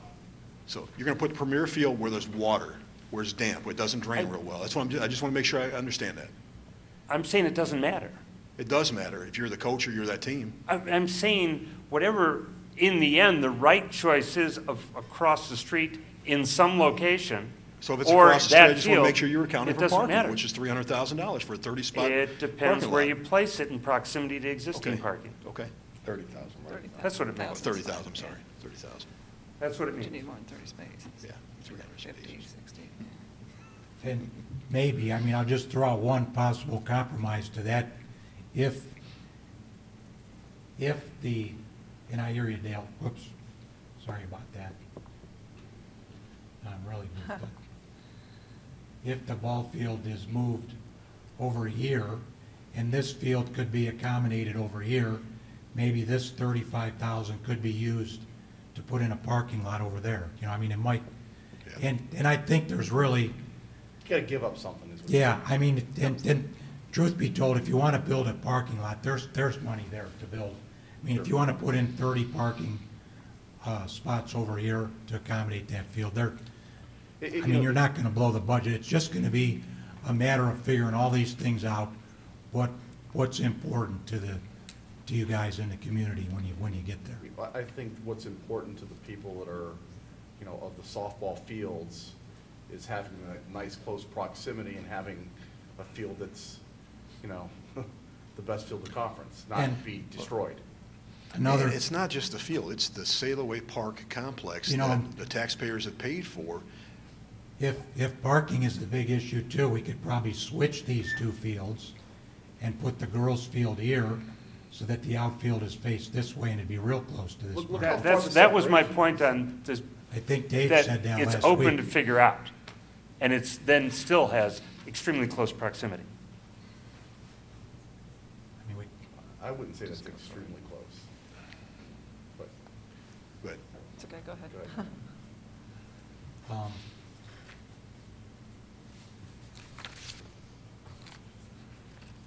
So we can do the math however you want. I just want it from there. If you take the 335 off of the East K3 addition and the 100,000 off the standalone, it makes the difference between the two projects $383,406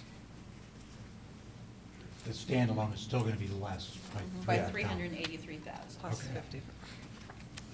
And then, that'll hold true to all these items down here. The one thing, the K-3 addition, getting good enough at this yet. This addition, using this here, allows the board office to move into the existing middle school offices. But you don't have the cost on there. In prior things we've had, that would cost We do. $300,000. You do? We do. On the standalone building, we've added $250,000. Okay. We went through that when we were at Lesko's office the other day. We did a takeoff with Phil and Amy, and they could get away with 2,500 square feet. And by the way, if they reduce that to 2,500, you now have enough room in the high school to renovate for the academy under this scenario. That's 5,700 or 7,500 square feet for the academy and the office. But if you go to the East K3 addition, so you're not even considering like they did before that the board office would be somewhere there? Yes. What's the cost of that then? There's no cost because they can move into, here, I'll back up again. Because on prior things, wasn't it 300,000 to do that? No, not for wasn't? this. This allows the sharing of services. That's the good part of this one, is it allows the sharing of services in here, and it allows the board to move into the existing offices. The one at the high school we had to add space for offices.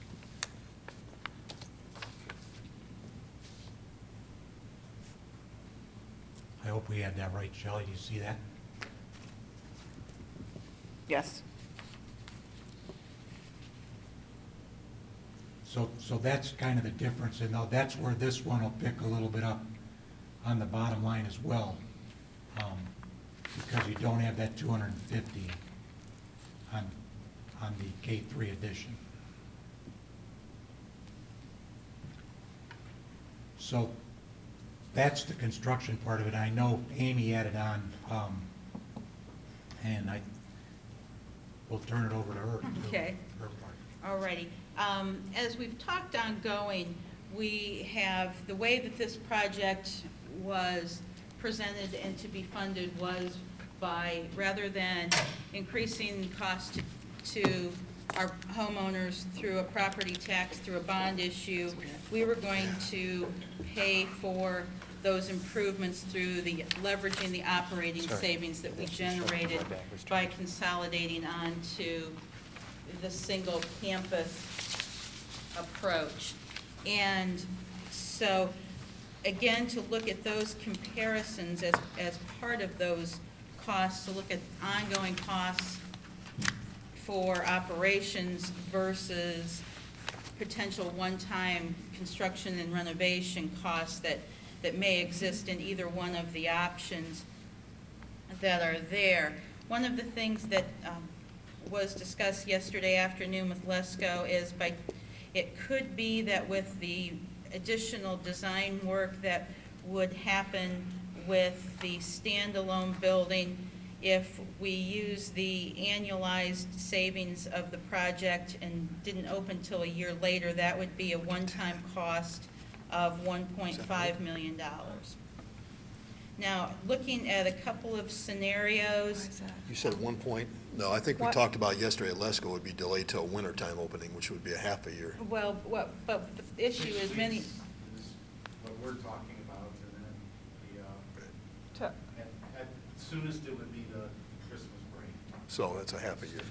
But many of the costs that we would have would be already contracted for a full year. But if it's the same footprint that you were going to use adding on to Sailor Way, you're just making it a standalone, why is that going to delay things? Well, you've got different structure, you've got different utilities, you have to redo the site. The site drawings are really, Have you guys even looked into where those utilities are at to pull in? Where are they? You have some coming off of the Douglas. Sweetbriar, and there's some coming off the Sailor Way.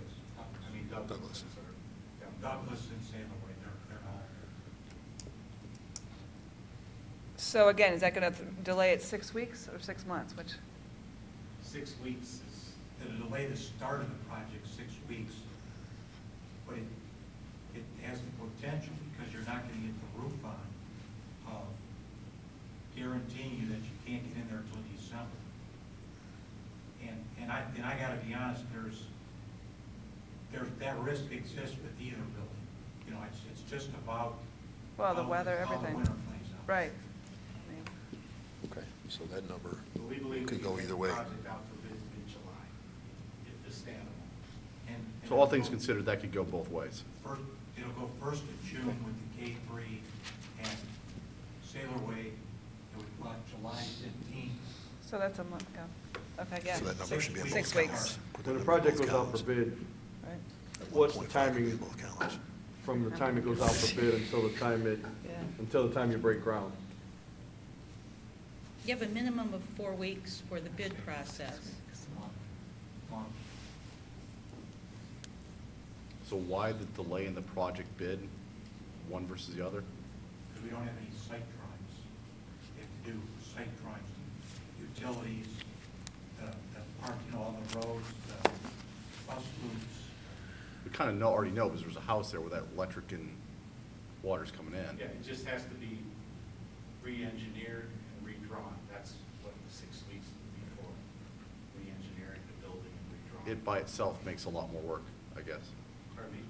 It by itself in its own area, it's gonna be, It's a different It's floor a different plan. location. It's close, it's very close, but it's different. And then you've got all the utilities coming into it, different on this side than it would be on that side. So we would have to re-engineer that, you know, all those connections. Yeah, redo the parking, yeah. But there's not as many drives over there anyway. There's just the one circle and the one parking lot versus all the That drives helps the with other way. the cost, but we still have to Okay. regrade all that, re-engineer.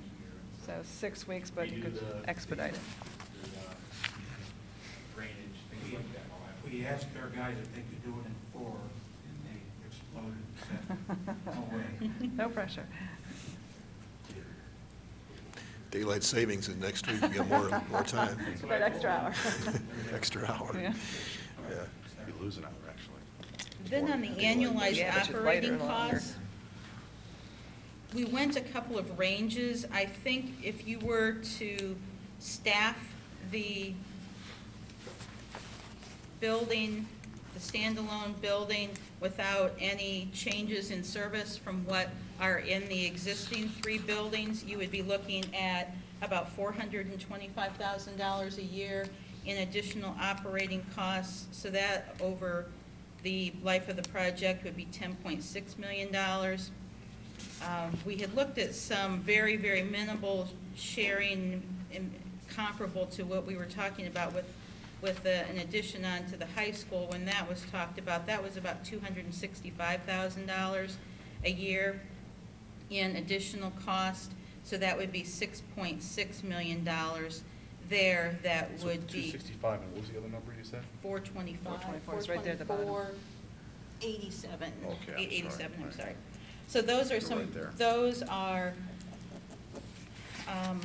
I guess, some challenges that we look at when we're looking at the overall type of the project and the assurances that we had offered about how the project was going to be funded originally.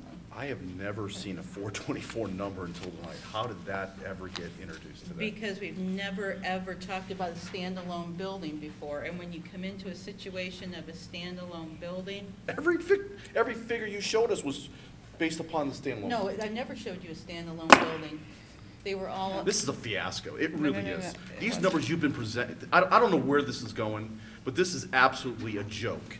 I can't believe, all right, go ahead, Amy, I'm sorry. I'm just very frustrated by this process, because this number has never, ever even been talked about. That's because we never talked about. We have not talked about a an indi- standalone building Yeah, we before. never This- talked tonight's about the first night. a standalone building till 5:30 yesterday But the shared afternoon. resources, we knew what those were. Not for a standalone building. Tonight's the first night we're talking Yeah. about that concept. But the shared resources, we knew what those savings were. It was in the 260, 290. Exactly, and all That that was she's when they were in showing connected is a minimum building. and maximum range of what would happen with a standalone building based But on we weren't sharing any changes. resources off the high school. We all I'm- looked at those numbers. We assumed that none of those things could be shared. Yes, What- we did. We assumed cafeteria, We assumed that we were going to move and join the offices together. We should. There were several other things that were talked about, Dave. This is the first time that we've talked about this concept. And now you're operating with a need for an independent custodial staff, an independent maintenance staff. It's the same square footage. Fully equipping. It's the same square footage. So you're saying these people can't walk from one building to the other with the same square footage? Can't walk from one building to the other. Yeah, the two buildings are across the street from each other. Right now, the negotiated agreement requires head custodians and lead night custodians. We have 3 years to get that in each fixed. building, but we don't have it fixed now, so I have to give you the best information I have now, Dave. We are looking at equipping 2 separate standalone offices and staffing it. We're looking at a separately operated cafeteria that includes a manager that was not in any of the other scenarios. Those are the changes. That comes up to $425,000 based on the information that we know today. Are we able to get a copy of that, of Sure. those numbers? Sure. Please? Thank you. And I just want to put out there as well that, again, not to dwell on the past, but when we first approved this, it was to be on the west side. And the whole thing with the consolidating the shared services to save money, all good with that. We were put in the position now, we've got a different choice. This is not the same choice as before. Do we now build on the east side, encroach on this whole Sailorway Park that tax dollars have been paid for, that the city's still paying? So do we have the citizens say, well, you've already paid for it, you're going to keep paying for it with school money now because we're going to use your money again to rebuild it, or do we go over here? Yep. So there's a cost, I want to point out, there's a cost both ways. Yep. So the And fact those- that you're encroaching on something where they wanted to put, but they do have a phase 3, I talked to someone today, of walking trails and playgrounds over that. You put a building on the east side, negates all of that. So. I'm not sure about the walking trails, but. There is, I got blueprints. So I'm just saying, I just want to put that out there so everybody is aware too, that it's not, well, we can consolidate and save money, but let's not do that. We have to take into consideration as well, that whole Sailorway Park, the whole, for me anyway, tax dollars put into that field, and now we're saying, well, we'll just use your tax dollars and build it again somewhere else. So I just want to put that out So there. on the shared service, on the food service, have we looked into the possibility of preparing the food at maybe the high school or Sail Away and transporting it across the street and have minimal staff to serve it? Well, That's an I option. don't think so. I think it goes off the state law. we have looked at some of those scenarios, and there's labor costs involved with that, because you have to have equipment that now especially you're leaving a warm building with potentially hot food, and the need to keep it warm. So whatever those types of transport costs, we haven't had a lot of time, obviously, to take a look at that, but it does beg the question of what of those types of services we could economize and which ones we couldn't. Same with, we talked last week a little bit about the groundskeeper and the additional time he would have to take to now move across the street. Have we taken into it? Maybe once a week when he went over to. Well, in May, I'm sure it's multiple times a week if it's done right. Have we looked at the decreasing enrollment projections, and if this is a 25-year savings, if you look at our projections, which we need to, with the pattern that our enrollment is dropping, there's going to come a point 5 to 10 years where it's going to be, we're going to be able to maybe eliminate 1 or 2 routes and maybe stop purchasing a bus a year. So that's got a true dollar amount. So it's projections. We don't know if it's going to come true, but the same with these numbers. We don't know how it's going to play out. So there's a possibility that with declining enrollment, that we can save some money on transportation, whichever way we go. There's no question. Well, with enrollment and busing is a little trickier because it depends on the location of where the students live. Right. Right. You never So thought of that. if That's a crapshoot, yeah. Could be one student or it could be 10 at a And they're stop. running the bus, Well, right. I'm just trying to set the tone Yeah, for absolutely. general projections that are 25 years long. We have no idea. And what I'm trying to get to is we're basing this on savings. Do we have a file somewhere that maybe I can get that shows the savings from replacing the lights at the school 2-3 years ago? Mhm. We actually have a file that's going to show what it was? Okay, and the windows and doors at Viz? We actually have true dollar amounts that we truly saved? that's gonna say, hey, it cost us $1 million before we did this, and now it's $500,000. We can show you what our utility costs have been, yeah. Okay. So, Amy, just, Yeah. I'm sorry. Go ahead, Go Chris. ahead, are you go ahead and no, finish. go ahead. Just looking at some of the things on the sheet you just passed out, just some clarification. Sure. The 27,000 for additional bus pickups, why is it an additional pickup drop-off? I mean, Right, and I had talked to Linda about that when we started looking at potentially adding on to the high school. And because of the fact that if all of the K through 7 were in a single building, they would all go out and load at that building. but don't they have different start and stop times? Are they same bus routes? Through the K through the 6 are the same bus route. Not the Currently? state, not the not the Currently same. they are? They have different starting times, No, it's- times now. K through what, Greg? Your K through 3. Is a different bus route are than your- 4 to are your 7. different routes, and then 4 So through you'd still have 12. the same number. And then 4 through 12, and the addition at the high school was going to be a 4 through 7, is that correct? But we're not talking about the addition at the high school. No. That's what I'm saying, I don't, That if, one- I'm not so That sure. one, maybe then, if, it might be, That's depending on the exactly- grade configurations, we could take that 27 off. And then, under principal, where it says 10,000, what's that 10,000 made up of? About 8,000 of it is salary and benefits, and the differential between an assistant principal and a principal. And then there are some benefit packages for principals that they have some professional dues and professional development things paid, So thought being that in an And attached stand- building, you would have one principal, and 2 assistants eventually, yep. and that would be out of the question with 2 buildings that are right across the street from each other? Well, you could put, yeah, technically, if you wanted to say, you wanted to call that person an assistant principal and not a principal and pay them on a lesser salary schedule, you could do it. And I don't know, I'm just That's asking. what we were proposing before. Just asking. Yeah. it So, I could mean, I don't know why, I mean, In they're a such close standalone proximity. building, it's not, that's not the usual way, but it could be done. You could say that an assistant principal runs your building. Hey, Tim, good question. So, in what scenario are we getting the most bang for our buck as far as building? So, I mean, we're, in the first scenario, it seems to me that we're spending more money on tearing up a parking lot and relocating the fields and things like that. In the second scenario, the money's going directly towards new construction. More of the money's going straight towards new construction of a building. In, remember, this building, the K-3 building is 600 square feet more. So you're building a little bit more. The square footage cost is the same. So raw construction cost, it's really close. I don't have my calculator here, but it's 600 square feet times $229 a square foot. That's the difference in the cost of the two, just the two exact same footprints. Then you can, add or subtract what remodeling you're doing in your parking lots and things like that. Right. It just seems to me in the standalone option, we're getting more bang for our buck because we're not spending money to tear up parking lots and repave and fields and all that kind of stuff. Right, well,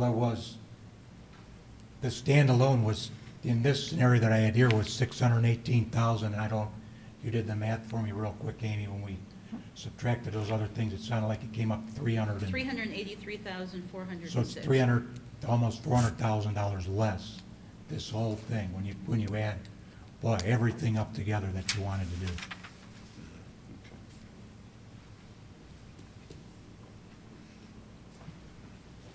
So when we take a look at the transportation costs, we've deducted that, correct?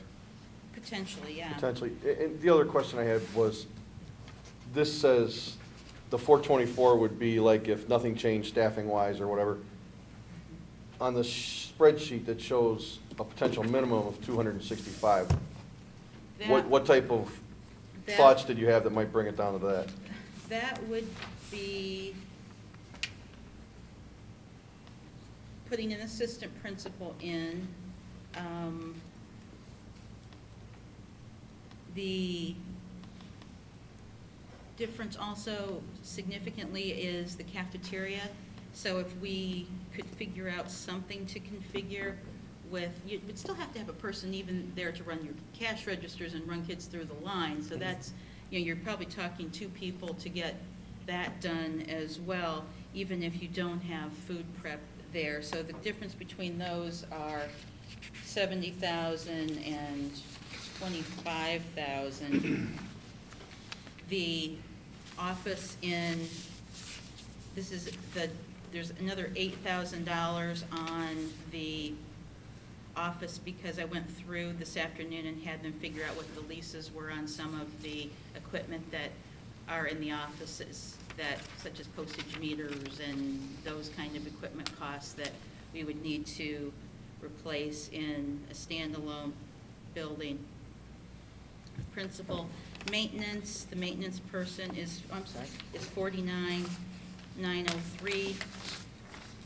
The custodians, $46,678, which would be the cost of one head custodian, and then I added the stipend for head night custodian onto that cost, and the other 2 costs at the top are the same. Okay. Just a quick question, with the library/media staff, how were we able to eliminate that person with the 2 schools? How were we able to eliminate that person? You're saying this is additional cost with the 2 schools attached? You only needed 1 period, rather than 2 full-time library people. There was only a need for 1 period to be covered for planning. So this 62,000 is actually 80% of a person. So why couldn't we do the scheduling when that person just goes, just like they were, spend the 1 period or whatever in the one building, move over to the other building for the rest of the schedule? That's what you'd be doing there because you'd have 2 librarians. Yeah. That's what that is. I guess you can't have 3rd, 4th, and 5th, your kindergartens, K through 3, in the same classroom with your 5 through 7s, right? So I'm trying to understand, from a scheduling, how can you eliminate it for one and not eliminate it for the other? The room was going to be divided in one of the scenarios. There was the cost for the remodeling. The $335,000. Versus but you could also, I think from what I understood from the explaining, you do it in that common area Yes, and as well. I'm looking at this and I see a couple things on your sheets in detail that when I look at the presentation up here, I think in the final hour of today, some of these things were maybe not communicated by the end of the night, like the $60,000 of Valley View. That one, but that's not in, the 60,000 is not added into the 10,000,006 or the 6,000,006. It's only the very top number. Okay. That is included in the 10,600. From my perspective, at the beginning when these numbers were thrown out, and I really studied them back October, which cost justified the project, I understood all of the variations that could happen. And in the last 48 hours, in really wrestling with this, understanding that, I think to myself, even if we figured these things out, I personally still can't come up with a number that is less than $2 to $3 million over the life of the loan, of the 25 years. I still can't, I think here we are talking about all these little details, and we could cut them down, but I still can't figure out how we can cut them down below that number. I guess I'm just trying to understand the numbers, period. The library, media staff, that still doesn't, I don't have an answer for that. Why that number's on here.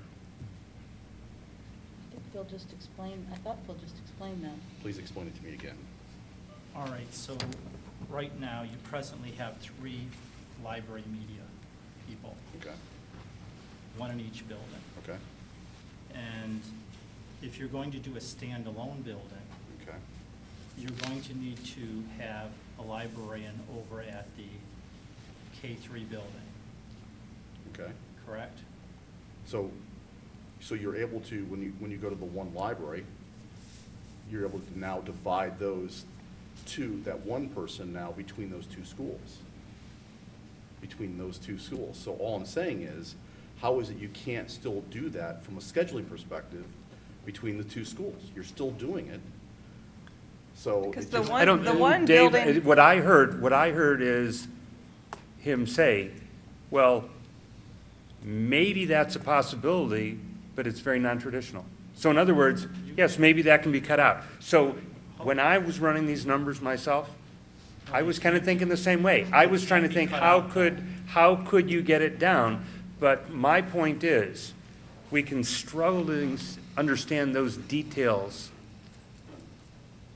But in all the work that I really did to struggle to break it down, I still can't get that But here's number my- below $3 million over the life of the. Here's of my the issue. is 25. We're talking, we've got a 25-year number. So that $27,000 that you add on there is $675,000 we just eliminated.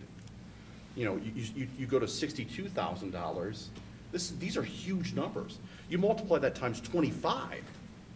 You know, none of us are going to be around here 25 years from now. But I'm telling you, I just already did that. Yeah. Okay, so let's take. Take the 424 and divide it in half. Let's say we take. And we're still at $3 million over the life of the loan. Right. You're still, Let's just say for. my point is, giggles that we're taking that we approved this $100,000. project back in October based on, this is the theory of how you create the cost savings to make this project work. By going to this plan, no matter how we run those numbers, I can't see how we can get it down to the same number. I can't see how to get it down there. So, you know, when I look at this, you know, shared services is important. So, you know, cutting staff, I see is how we're gonna pay for this, this new school. So when you take a look at this, at the end of the day, they are two separate schools joined by an office, okay? So when you take a look at a library media staff, it's two separate K through 3, and you've got 4 through 7. So how is it suddenly we have to add an additional person when we're still talking two separate schools? Because at the standalone building, you have to have enough planning times to cover that building. Whereas in the K through 7 building, you can lose one library position and not have to cover that. That's the difference. But Maybe I think what Dave's getting at, can you share that librarian? Because you said that, And that in the Yes. 4 through Maybe you 7, can. they only have one planned period when they use that library. Is that what you said? yeah. And so they could be there for that, and then the rest of the You'd day have to add over. staff, though, to do that, to cover a planning time. Yeah, it wasn't have just to one add staff. period that the library was staffed. It was you needed the whole librarian plus one That's right. period. One person. Yeah. Yeah, in order to Okay. cover the planning times that are necessary at the elementary building for a standalone building, you have to have so many specials. It doesn't, let's take library. Right, I off the understand it table. there, I was just trying to understand it at the 4 to 7. It could Okay, be that's what I something didn't else. understand, Yeah, okay. it could be a foreign language, it could be whatever you choose it to be. Right. I Doesn't guess I matter. still don't understand how you're able to do it with two separate buildings already. Because they are, in a sense, two separate buildings. They're two separate schools. How So we're able to do it with two separate buildings, I'm not following. even though they're adjoined, but they're technically two separate schools. Because we wouldn't have to have that extra library position. We'd only need that one period to cover the necessary periods for planning time. So what school are we talking about that The one middle period? school. So the middle school has one period a day for library. That's being covered, correct. And you could make that something else. That's as a current, library. right? That's current. Who covers that planning period? We do have a library person covering that currently. And we don't have to have that in the future, that's what we're saying. But you'd have to have something else. You'd have to have something else to cover that one period by a certified staff member. A certified teacher. So you're saying you couldn't bring the person over from the other school to cover that? That existing librarian? No, because they're already covering They're covering the the whole full day at the periods of the K-3. day. Then how are you sharing that as a including their resource lunch. then? That's what I don't understand. That's where I can't get at. So how are you doing it with the K through 3 and 4 through 7? How are you still doing it? Right now, right now you've got a full-time librarian in every school. Got it. One in each school. And so we got a full-time librarian And only that covers one technically, though, class. they're only needed to cover one period in the 4-7. Follow me for now? Only one period, that's all you need them for technically. So you That could full-time lose that librarian you only position. need for one period. That's What does right. that full-time librarian do the rest of the day? That's what I was just going to ask. And she is working now doing other things, but she's not technically needed for that. And we could lose her for that next year. That would be a cost savings next year. So if you When she only covers one period of the day, who's covering the library the rest of the day? It's open, she is there, there are people coming in. I'm not sure what else we have her doing. That's a programmatic thing, but she is being employed right now as a full-time librarian. What I'm saying is we wouldn't need to have her, though, do that in the future. That's not good use of money if we don't need it. Why would we do that? Well, I think what Dave's saying then too, if you've got the new standalone across the street, we're already sharing band and choir move back and forth between high school and that. If you truly only need 4 to 7, one period a day, a librarian, she does that one period, and the rest of the day, she's over at that K-3. Yeah, and here's the thing with this, guys. And We again, it's could, just- let's take that off. Just for the sake of argument. Right, I mean, Let's add it to, And- let's keep it one full-time librarian for each And- building. let That's me- okay. Let me interrupt and reiterate, that's what I was I was saying. just clarifying, I yeah. could go down here and eliminate that a off. whole lot of things because I understand it, but I still couldn't cut it more than half. The 424, I That's couldn't cut it more than half. $1.5 million we just cut. I couldn't cut it more than half. And you'll hear from people who 25. are And, concerned well, about having and less don't get me wrong, services. Dave, you're But right. You're cutting it. You're right, you're right. But you're cutting it from the additional of the standalone compared to the original plan that we approved in October of conceptually consolidating. So the. When we went over it then, So this is the problem I've got. You know, you're saying conceptually consolidating. They are consolidated buildings, no question about it. We've got 2 buildings attached to each other. We completely keep the kids completely separate from each other. They're not sharing anything except for an office. Office, nurse, and secretary. office and support staff. Right. Yes. Okay, so. And that is where I'm coming from. That alone adds up to over $100,000 a year, and over 25 years, that's $2 to $3 million. That's the number. So I can't figure out how to get it below that in the 2 different scenarios. I can't. Yeah, so, when I start looking at the head these are things we've got to get worked out with the custodial and stuff, because the square footage is the same. It's actually less of the It's actually standalone. less. And we're not talking like we've got to drive to, But let's try to look at it this way. And Yeah, here's but you my- understand that I'm saying, I agree with all that. Right. But in the end, we can nitpick details all day long, but I'm saying I can't see how we're going to get below a $2 million additional cost. What's your $2 million worth of things? I'm at 10 and Over- 6. What's your $2 million? Over Tell us. 25 to me. years. What $2 million can't you get rid of? Over 25 years. Over 25 years, the office and clerical of the combined office and support staff. That's, What control do you have past December 31st to make sure that that's going to happen anyways? what control do I have? Yeah. I'm just saying, what is the accuracy of these savings to begin with? So if you're projecting Well, $2 million here- for 25 years, that number could be, cost us $10 million, and it could be, maybe the next board that comes in's got a better idea that they do cut the nursing, they do cut the librarian. So this whole And concept that is- could happen, but here's what I based it on myself. Right. We did a reinvention plan. That reinvention plan, the closing of South Street and the projected cost savings of closing and consolidating came true. The end result of what we did, we were able to say, look what we did to our 5-year forecast, and community, we're not coming back for more money for another 2 years. And then we even went further. That, plus the fact that our treasurer, as long as she's been here, and the concept of her work giving us perfect audits, I trust the numbers. That's what I have to go on. She has no control over, after 3 years from now, who knows what the future is? So we're basing these Absolutely. projections on something we Absolutely. can't control. So really, There's the no projections, question. the projections should be 3 to 5 years? There's We can control no- 3 to 5 years. There's no question, but we as a board right now are committing to a 25-year plan. We know that. We So know then, that. in the math, if that's the case, in the math, we need to factor in the declining enrollment.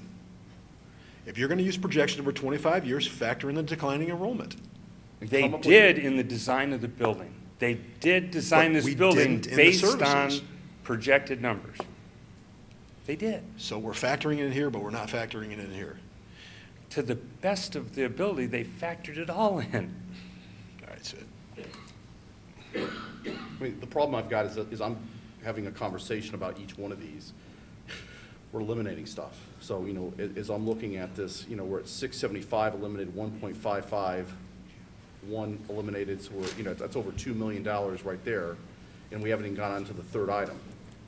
So, nursing, we know that can be a shared resource, but it's still on here. We've discussed it. And it still continues to get on here.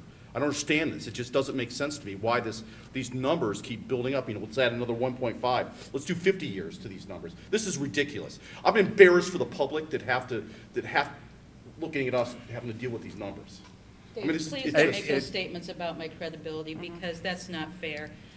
It's not my decision of what services you eliminate and which ones you keep.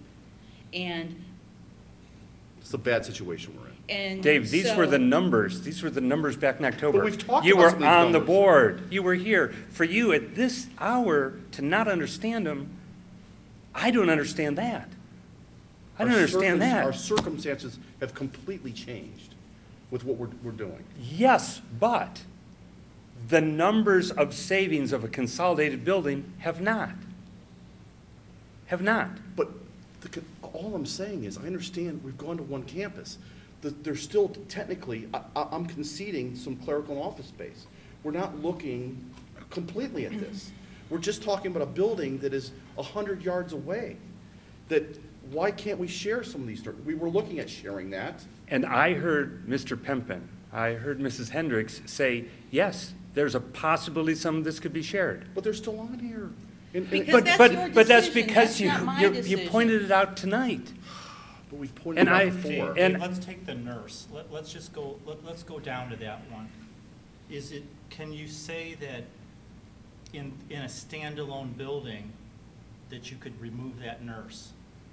We could, by the way I said at our last board meeting, but you have to admit then that we'd be reducing services. But you're really not reduced, it's not like they got We have 3 full-time nurses right now, Dave.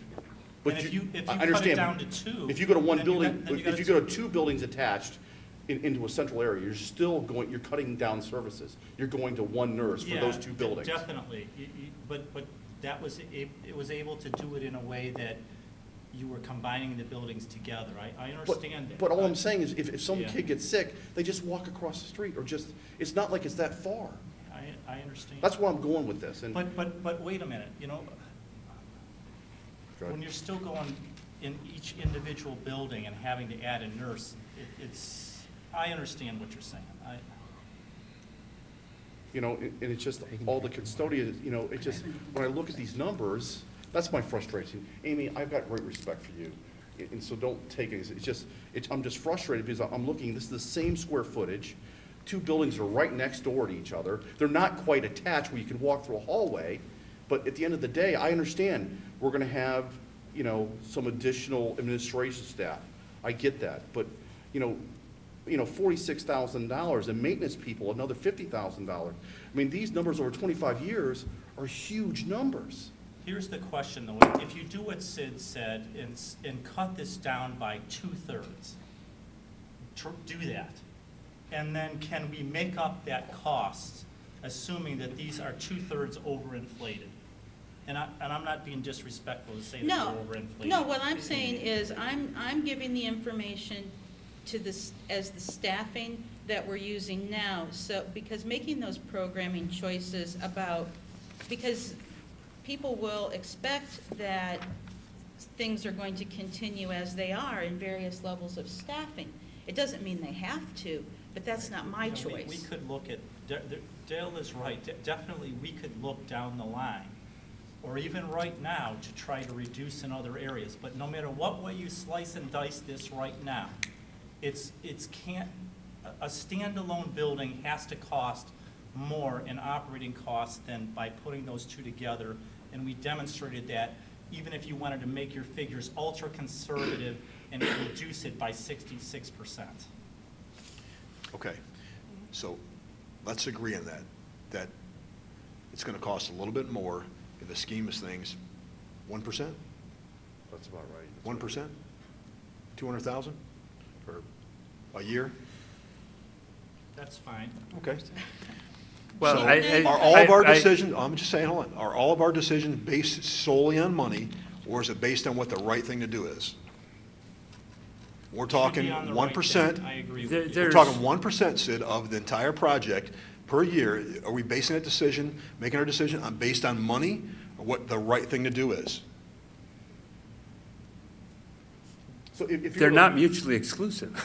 I know, but. Well, so they're let's- not mutually Let's just exclusive. go off the minimum detached. You know, if we were to look at that, shared nursing, shared library, you know, we're at 265, that puts us under 200,000.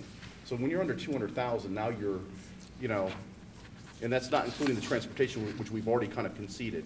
I mean, you're looking at just those two alone. But I think this cafeteria number then would be too low. Okay.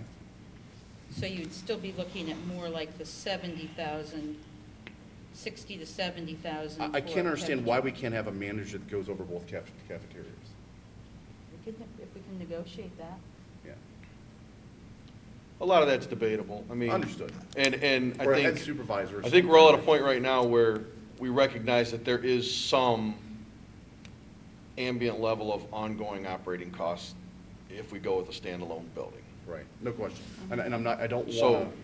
it's just- so I'm to just Dale's trying point, is it a matter of, you know, does it really make more sense to do the one way versus the other, or, you know, right thing versus just looking at the dollars and cents alone? Yeah.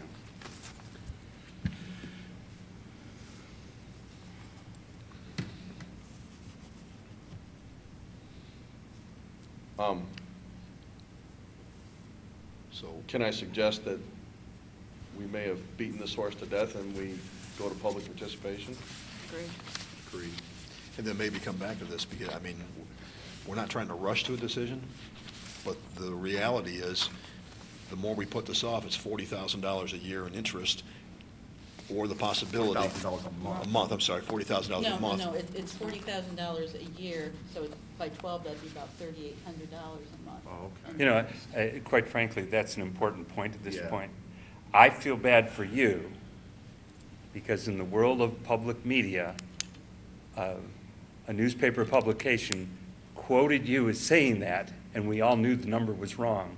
And that happens, we know it, but it was also said it was related to a design error, which is, sad to say, a mistake in quoting you. Well, And I didn't have a conversation with Okay. any And I really So feel I bad can about clarify that. that for a minute too. I did get a call too from the, and I'm not sure what paper that went out in, but they called me, and Amy, I called you that night, because they called me asking me, is that annual or monthly? And I clarified that that's annual. So I don't, just to say that that was misquoted is true. Well, it stated that it was costing it because of a design error, when in fact, what the public should know is, as of this moment in time, there is no additional cost being accumulated compared to what the project was planned originally. At this moment, there is none. Hey, Rob, and Tim, what is the, did we ever get a percentage on what it would cost to build in the floodplain? To make the necessary changes? It's really difficult in terms of the cost, but the real issue with the floodplain is the process you have to go through to get approval. So if it's a year, it's only $40,000. Yeah, it could take a year. No, But the Okay. problem is at the end, To they do the may payments deny though too, right? the approval. That's the issue. You could go a whole year, they could deny you, you could get Okay. try to appeal that, it could take another 6 months, so. Okay. Plus the That's payment. really the issue. Okay. Also, remember, Dale, that it's a 1-year delay of cost savings. Foundations would be a little would be different. We know that from one side of the building to the other. Pilings. But it's pretty hard to put costs on there right now. It's really the cost of waiting and not knowing for sure if you're gonna get approval. I mean, we've designed the structure, we had some soil issues there too, so we had to change the structure anyway. So really, it comes down to that time that you would spend, with your application, and then you have to show that the water will not be impeded, and then they could still Say no. deny you, and we've been through the EPA processes and things like that. So that's the risk here.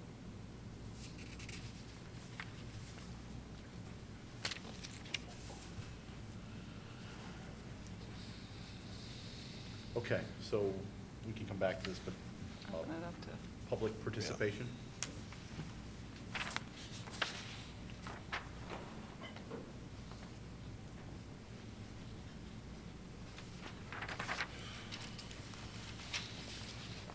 It's interesting to step back there and listen to all the discussion going on, where everybody is coming from with this. And there's a lot of good points to be made with each. Tonight, I do thank you, though, for seeing a brand-new plan with the standalone building. That is progress from last Friday night when the discussion was there. So there's some things to be said with that. I guess the one that I caught was that I picked this up, this addendum to approve this. Is this meant to be approved tonight, or is that just something that was on your agenda? That's tonight. May I give a suggestion from everything that I've heard here, that what you do is to pass all of this information on to the newspapers. Maybe they can make some small 8.5 by 11 of the areas and things. Another 2 weeks after what you're talking about here, some delaying it a year, some delaying it 2 years. Another 2 weeks is not going to hurt. So take the period of time so that the information can be given to the newspapers, and you among yourselves can digest it better, I think. You can talk to the public. And 2-week delay should not hurt anybody that I can see. But this would give time to get it out to the public and let the public have some input into this. And because 2 weeks versus 25 years, or 2 weeks versus the construction that you may not get it under cover in that period of time anyhow, shouldn't mean a whole lot. I did have a couple of other questions, though, if I could, because I'm sorry, here I don't know these computers, so I keep hitting. Just close them. Okay, I keep hitting things here, and with this, if I may, through the chair, when you're building with this, do you have to do anything with water detention? Do you have to put in a water detention basin? Yes. I didn't see that on any of the plans. Depending on where it goes, and we're locating that right now. But that will take up a certain additional amount of square footage of area somewhere to put in a detention basin, and that was something that I didn't see there. The other Rob, would was- that be different from the Sailor Way to across the street? Is there going to be a cost difference? Not really. You No? really have to contain the same amount of water. There won't be that significant difference. Okay. You're Yes. adding the same amount of hard surfaces, basically. I mean, maybe on the other side, there's a little less hard surface, so you may be able to shrink it a little bit. The overall scheme, basically the same. Okay. So somewhere there, they can work that, and maybe in their designing of this, they can make that into an ice skating pond for the winter months for the children. So just little things that you can think of with things. The other one was with the kitchen cafeteria in the standalone building. There will be a total cafeteria kitchen in that. And even though it might cost a little more, it just seems to me as though that would make more sense than in any of the other plans when you're taking it and you're transporting from here to there, and maybe that's making up some of this other personnel that you were talking about you're going to lose or gain, and with going through each of the numbers. It's hard to sit back in the audience and pick up the numbers like this, and I know it's hard on you making the decision, but to be able to digest this and ask some good, intelligent questions with this. So I have more, but I won't. I'm just asking you tonight to delay it, give it 2 weeks' time. Make sure all the papers have enough so that they can print the papers and have a discussion. Perhaps at that meeting you can, if you're going to come back, and let the public come in then and vent their approval or disapproval or whatever it is. But it just, to me, seems like the right thing to do. I know Amy supplied me some numbers, and we didn't get together the rest of them, but what you're talking about tonight is a lot of what I wanted to sit down with Amy. I can do it much better when we're sitting across the table from each other than I can when there's 8 different people having input into the same numbers. I can get to understand them a little better. So I guess I'll just leave it with that. If you would, consider to hold it for a couple of weeks. All right, Mr. Castle. Thank you.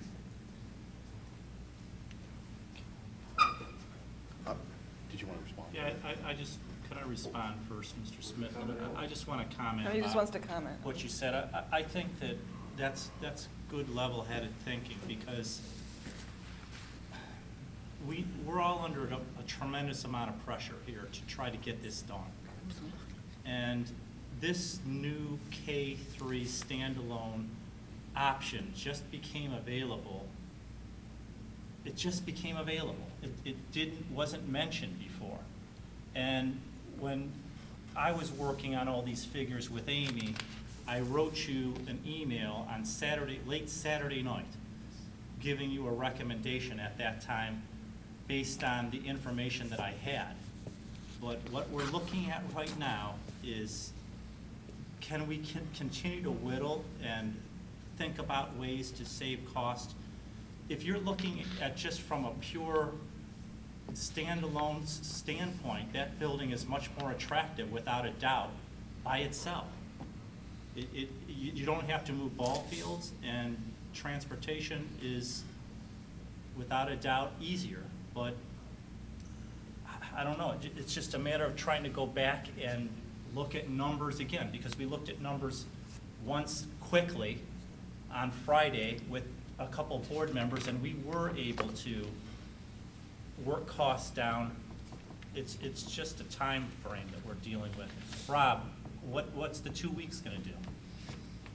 Well, just delays going out for bids, that's all. So you're looking at probably. But isn't there more work still to be done on drawings? Could you keep going on drawings and not delay that out, going out to bid by 2 weeks, technically? Well, you could work on the east side drawings, but you wouldn't really start the other drawings that one.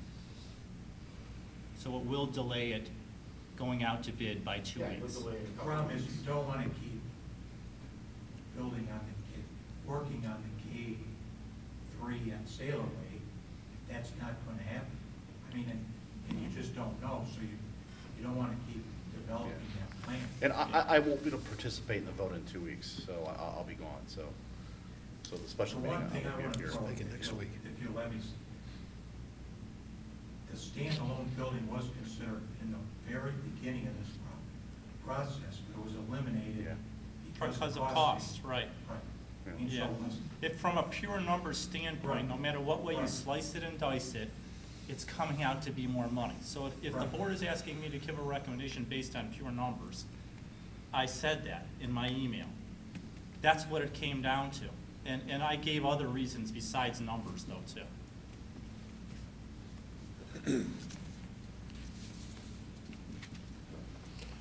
Like I said earlier, money's not always the right answer. I understand. Same reason we let kids out of school at 10 o'clock in the morning. Sure. May I make a suggestion? Terry, I know has the floor, we can talk to it, but when you said 2 weeks versus, you have another meeting scheduled April 15th. April 25th, 3 weeks? Oh, that's April's. Look at the 3 weeks then. I mean, what's the difference between 2 or 3 weeks? But with a project worth $20 million, I think all the board members should be present to do the building. And so set your schedule at such a time, if it is 2 weeks, make it 9 days, I don't care. Right.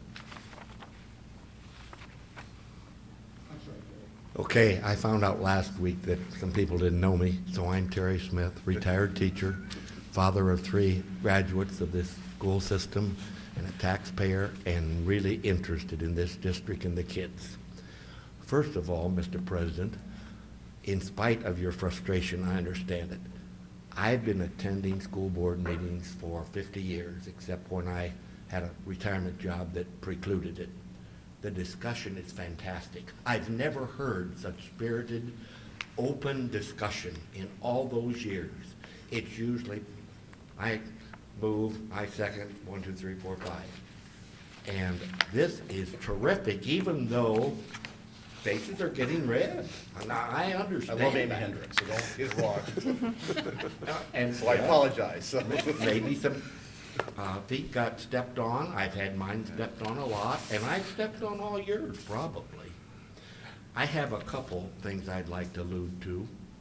First of all, controversial, about the junior-senior sign-out.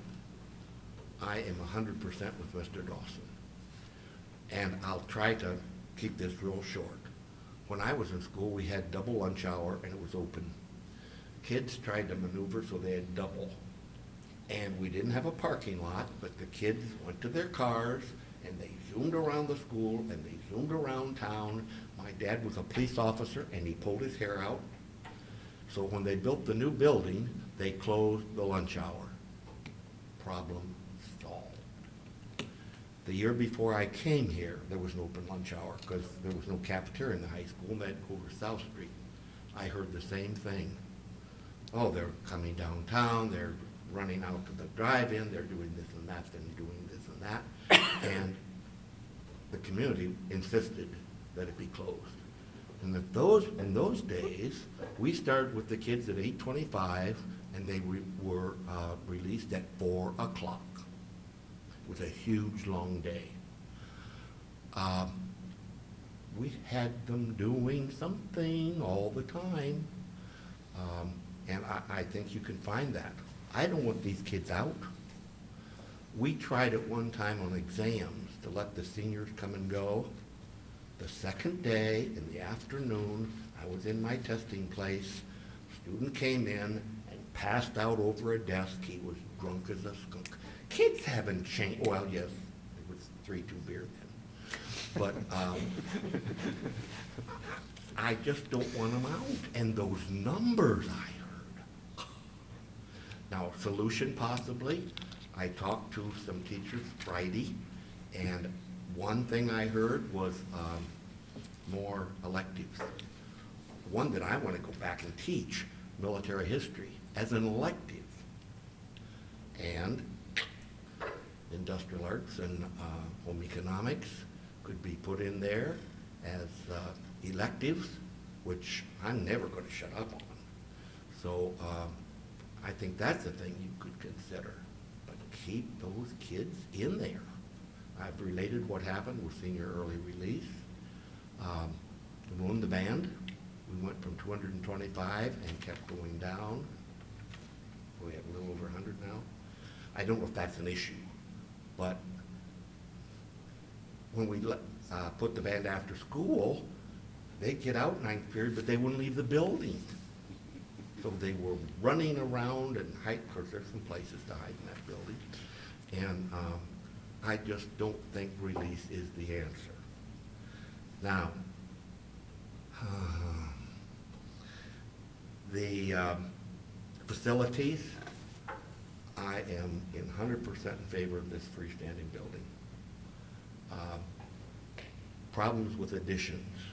They put the east wing on the high school during the school time. It was terrible. It was cold, it was noisy, it was dirty. The first thing that we were able to accomplish was the language from the workers. And had a little talk with them, and of course the kids used more language than they did, but anyhow, it was very disruptive. And Tim won't let that happen, so I'm confident that. Were you around when that happened? No, I wasn't. Oh, I thought it was yesterday. But anyway, and the North Wing went on too, it was the same problem. So I think that's the thing to consider. Couple things that were discussed, librarians. At one time, we had a head librarian for the system. She was the highest paid librarian in the state. And there were aides at the other. The only problem was some of them were housewives and they tried to teach, and that's not right. So your central librarian could do that if there is teaching. Aides certainly can, check out books and so forth. So I'd consider that. Food service, I've said a number of times, many school systems, Bowling Green is one, cook everything at the high school and take it to the various buildings with serving. I twice went up to have lunch with my grandchildren, and I think there were 3 ladies. Well, somebody was taking the money, and 3 ladies were passing out the food. It was good. And it was all warmed up or cooled down or whatever was necessary. So I think you could consider that. I can't see 3 kitchens, cooking kitchens. I don't see it. It's too expensive. One other thing, and I'm going to step on somebody's toes. I understand there's a full-size gym included. I've opposed it from the beginning, but as I said before, I'll withdraw my objection if the community doesn't say something to you. They keep saying it to me. So consider it. One other thing about the facility. I've said in a letter that should appear this week, and I've said it before you, that if the Parks Board and the Boosters Club, and I gotta include now the people of the town, don't complain about tearing up the fields at double expense, I'm paying for part of it, could be eliminated by the freestanding building. And even if it costs a little more, what price are votes for future levies? I'm afraid there's not going to be any. The anger is something else. And I said I would withdraw my objections, well, not from what I've heard the last couple weeks, not directly from park board members, but from people in the community and a couple of athletic association people. So please consider these things. Lastly, I agree with Mr. Castle 100%. Please don't rush into this. And in all due respect, Mr. Pippin, I wish you would withdraw your recommendation. And board, if it comes to that, don't do it now. Thank you very much. Thanks. When you're a Zanglin, you come last. And being last gives me the opportunity, I guess, to thank you for doing what you guys do. I'm very respectful of the time and the sacrifice you made for sitting in this chair. I'm here to support the treasurer and the superintendent's recommendation. I mean, I think you've looked at the numbers. I think it's great that you've looked at all these variables now. The freestanding building is fantastic. But unfortunately, a freestanding building is a totally different building. If you go through all the maintenance, the library, and the nurses, and come up with situations, you've got to deliver maintenance materials to a separate building. You have to transport those personnel over there. You can't have the nurse running across the street in December to take care of a kid in one building when she's already taking care of another kid in the same building. So I mean, if you logically go through this, the numbers are there. And I just want to support Amy's projections, and you can cut it back by 50% or 70%. It's still going to cost you more. For the architect, he cannot build you know, he has to stop essentially if you're gonna go to the freestanding building. It's a totally different building. It's orientated east-west versus north-south or vice versa. The whole foundation's gonna change. All the services are gonna change. You're gonna cost him a lot of money. When he's moving this building from the west side to the east side, he may be only losing 20% of those existing drawings because he slid it down the street there.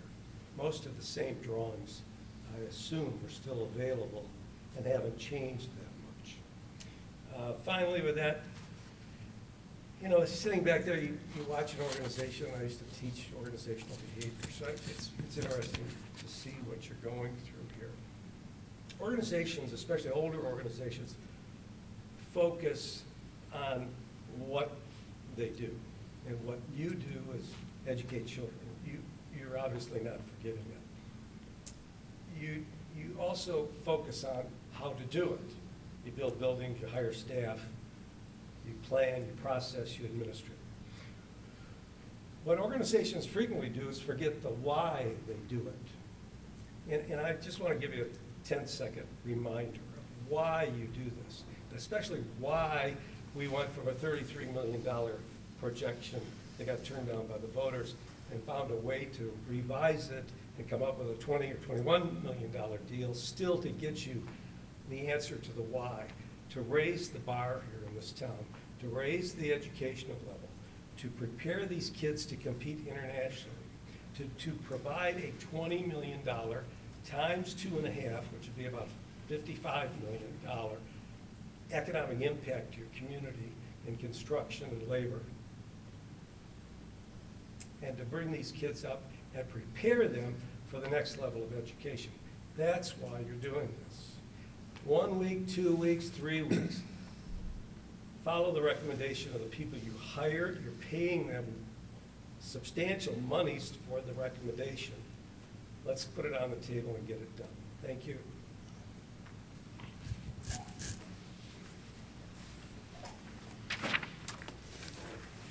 Is there anyone else for public participation? You go back to that discussion? Sure. I didn't know if you were or not. What were you No, doing? we can go back to discussion. Would you like to discuss this in No, further detail? I was going to make a motion to end discussion. Okay. If you were going back to it. That's fine. That'd be great. Let's move on to the treasurer's report. I do not have the February 28th financial reports prepared for this evening, so that'll have to be delayed till the next meeting. Dave, are you skipping his addendum, which would have been 5 under 7? Oh, That's what we've been doing. we did it. That's what we've been doing. Yeah. No, we did. Oh, okay. I got you. The second item on here is actually number 9. 12. Okay, Yes, 12, okay, gotcha. Yeah. Okay. You can be all confused here, Dawson. Okay. So I'd like to recommend a resolution to approve the participation in the Ohio School Council Bus Purchasing Cooperative for 2013-2014, whereas Vermillion Local School Board Education wish to advertise and receive bids for the purchase of 2 72-passenger diesel transit Polar school buses, chassis, and bodies. The 2013-2014 Cooperative School Bus Purchasing Program fee is $325. I'll move. Second. Please call the roll. Mr. Jordan? Yes. Mr. Habermill? Yes. Mrs. Ennis? Yes. Mr. Dawson? Yes. And Mr. Rice? Yes. Motion carries. Sometime coming on these buses, so any discussion?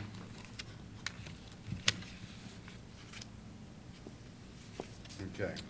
Next one, a resolution to accept the following donations of $2,000 from the Kinder Morgan Foundation to Jack Armstrong Scholarship Fund through the efforts of Jeffrey R. Armstrong. I'll move.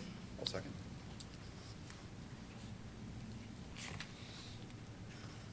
I want to thank these scholarship funds. These are pretty incredible that this happens all the time, and you know, the Armstrong Fund is something pretty special each and every year. The amount of funds that are given out at the banquet. So please call the roll. Mr. Dawson? Yes. Mr. Rice? Yes. Mrs. Ennis? Yes. Mr. Habermill? Yes. And Mr. Jordan? Yes. Motion carries. Recommend a resolution to approve change order number 3, the track resurfacing at Vermillion High School in the amount of $3,533.59. I'll move. I'll second. I guess why is this on here? Because the board had approved the original bid, so the subsequent change orders need to be authorized. What is this change order for? I believe it had to do in part for some extensions of walkways and things like that, and there's some work too that needs to be finished up or added on this spring that couldn't be done, and I can't recall exactly what it was, to be really honest. It's been a week or so since I looked at it. Were the pole vault pits maybe part of this? too? Yeah, I think you're right. Extending the pole vault? No, they didn't extend them, but they put different upgraded surfaces as the final, not the pole vault, actually, it was the base of the long jump. Was this, I think it's, when I read this, it sounded familiar, like it was in a weekend review some time It ago. was, it And that's why it was. was familiar to me, but I didn't remember the I exact just don't detail. remember either. So have we fixed the issue on the track where it was that big drop-off on the south side? Has that been corrected? Yeah, I believe it has, but I'll check and make sure. Because track season's coming up, and that's, we're looking to change order and have these fixed. That was pretty bad. Talking about the south end where they Yeah. put that new drainage around the corner. With that lip, there's a big drop on the outside of the edge of the track. All right. So did we move on this? Okay, great. Yep. Just call the roll. Okay, Mr. Rice? Yes. Mr. Jordan? Yes. Mr. Habermill? Yes. Mrs. Ennis? Yes. And Mr. Dawson? Yes. Motion carries. Okay, recommend a resolution to approve an extension of the lease of Lake School with the Greater Cleveland YMCA through June 30th, 2013. I'll move. Second. So I'm assuming we're keeping the same terms, and they're gonna cover, they're putting the money in escrow to cover repairs and.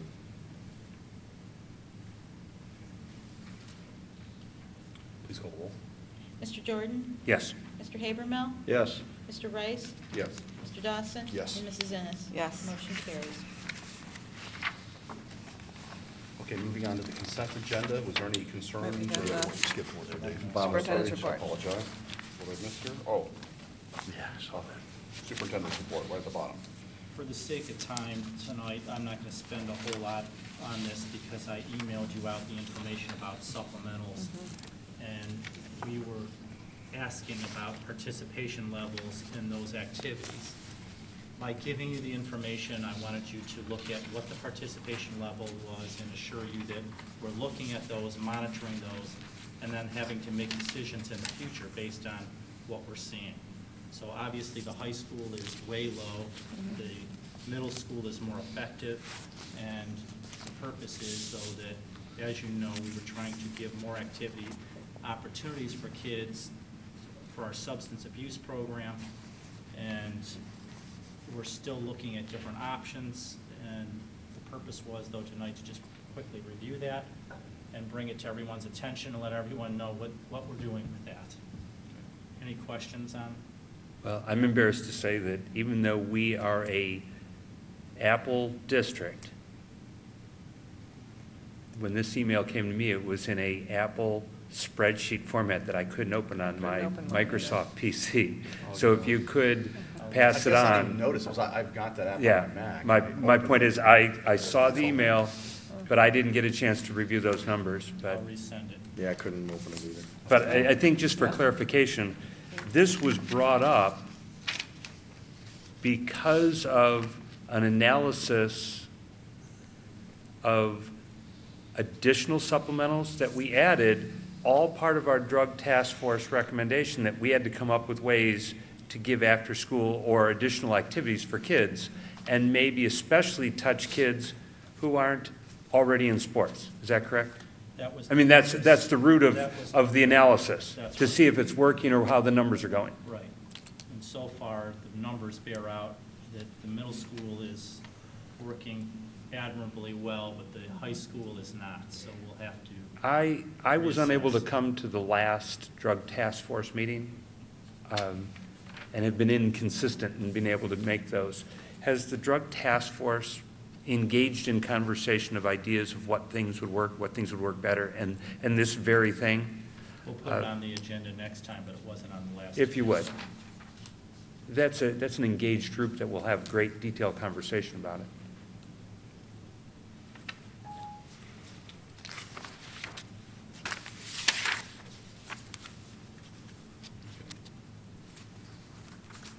That's it. All right, great. So moving on to the consent agenda, item 10. I need to remove item D. Item D. Yes, please. We had no changes this month.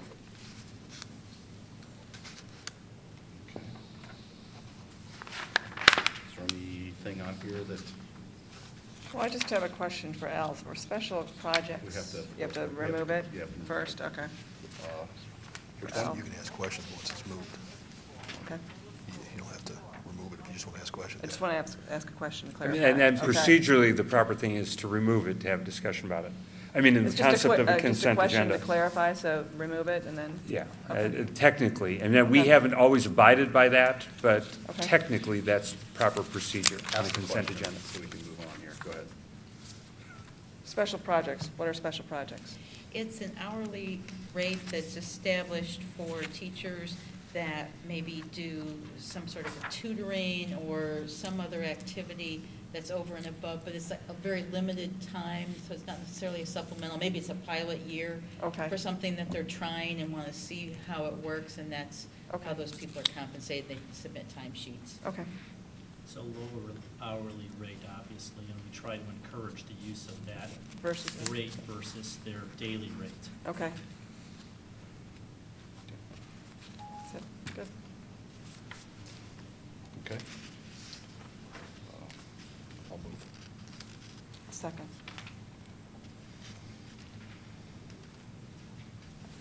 Please call roll. Mr. Dawson? Yes. Mrs. Ennis? Yes. Mr. Rice? Yes. Mr. Jordan? Yes. Mr. Habermill? Yes. Motion carries.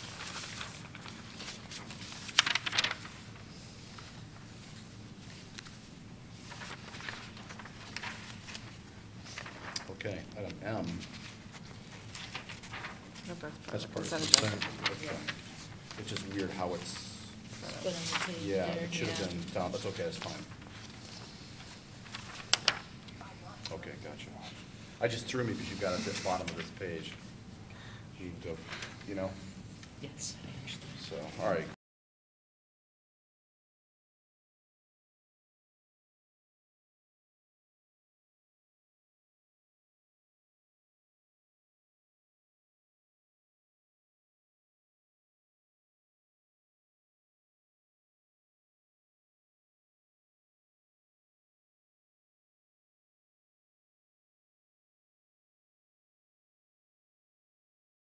We're on to item 12. We've got 2 12s. We have 2 12s. So let's go ahead and do other business first. Is there any other business that anyone wanted to discuss? Okay. So now we're on to approve the facility plan. This is the recommendation of the superintendent and the treasurer. Recommend that the Board of Education approve the facility plan to build a K-3 addition to the east side of the existing Satellite Middle School as presented. Also move.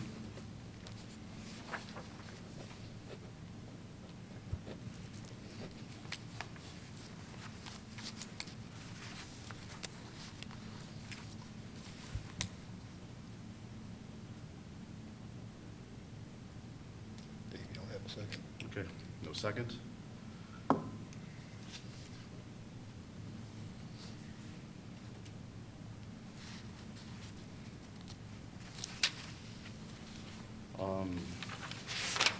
So now we move on to item 13.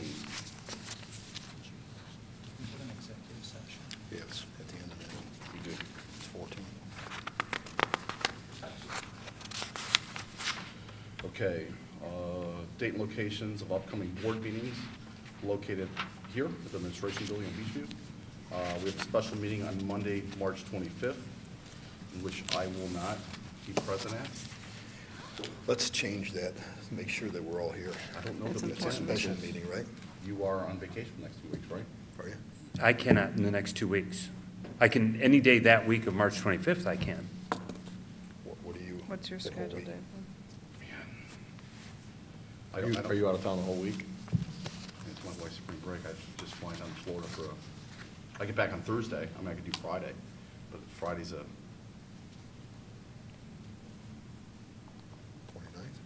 I mean, we've got to meet, and we've all got to be here. I mean, it's a pretty big decision. is there a weekend or something? I mean, I'm I'm good on leaving that on the, Friday. I'm leaving on the night of the 29th. Could leave the 30th if Yeah, we I'm need to. actually, would be leaving. I'm going right back down. Thursday night, the 28th? So here's a quick question. Do we want to meet prior to that? I mean, what time, when do you leave, Sid? I leave Sunday. You leave this Sunday.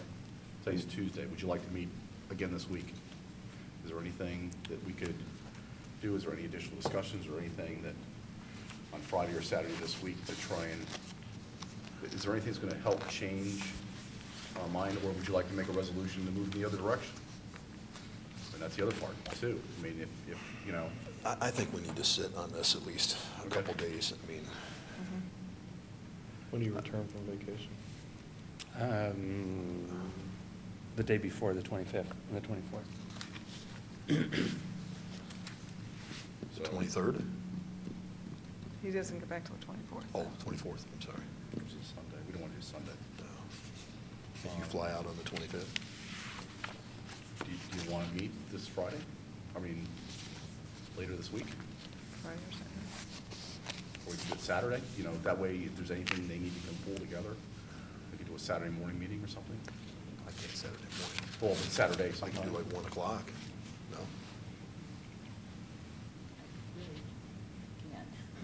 Okay. So just push it back to, Yeah, I think it's important that we're all here. I mean, it's, I don't think we want to push it into April, that do we? no. But we can, we Yeah. have to have So, We can't. something in March. so we could not do the 29th?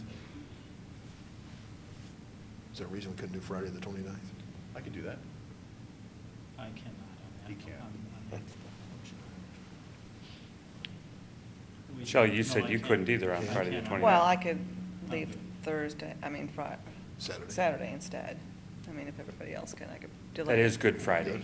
Yeah, I could delay That it. is Good Friday. Yeah, it's not a good idea. I I don't think this is that day. don't think it's a very good idea. I mean, this Saturday, Or this Friday. if but- it was limited to This only. an hour early, well, you can't I come early can't, though. I can't do early. What time do you get it? From 9 to 11.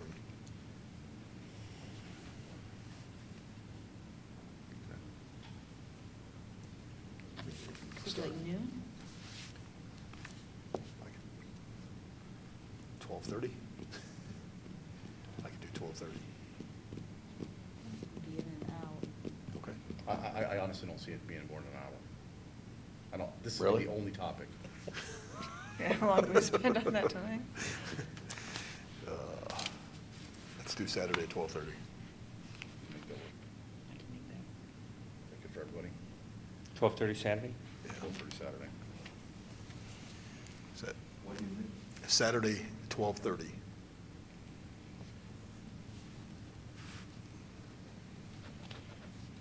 You don't have to ask me anymore, it's all right. As long as you're okay. Okay, so what's the date of that, if you could help me? 9th. 9th. Oh, I'm sorry, 9th, yeah. 9th, yeah. So March 9th. Okay, great.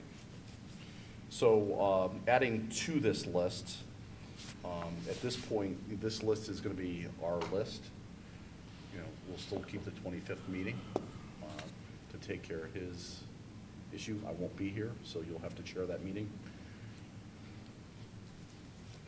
So we'll have a special meeting on Saturday, March 9th at 12:30 PM here at the board office. And also all listed. If there's any regular meetings you have an issue with, I encourage everybody to try and let me know within 30 days so we can vote. We have to vote to change any regular meetings. Okay? Special meetings we can, so,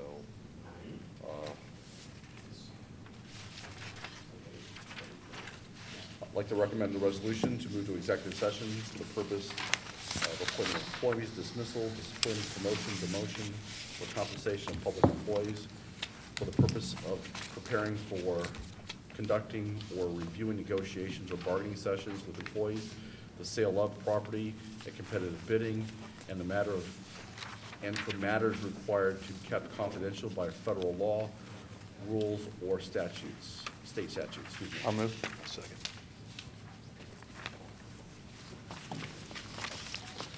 Please call the roll.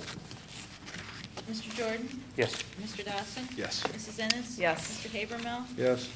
And Mr. Rice? Yes. Motion carries.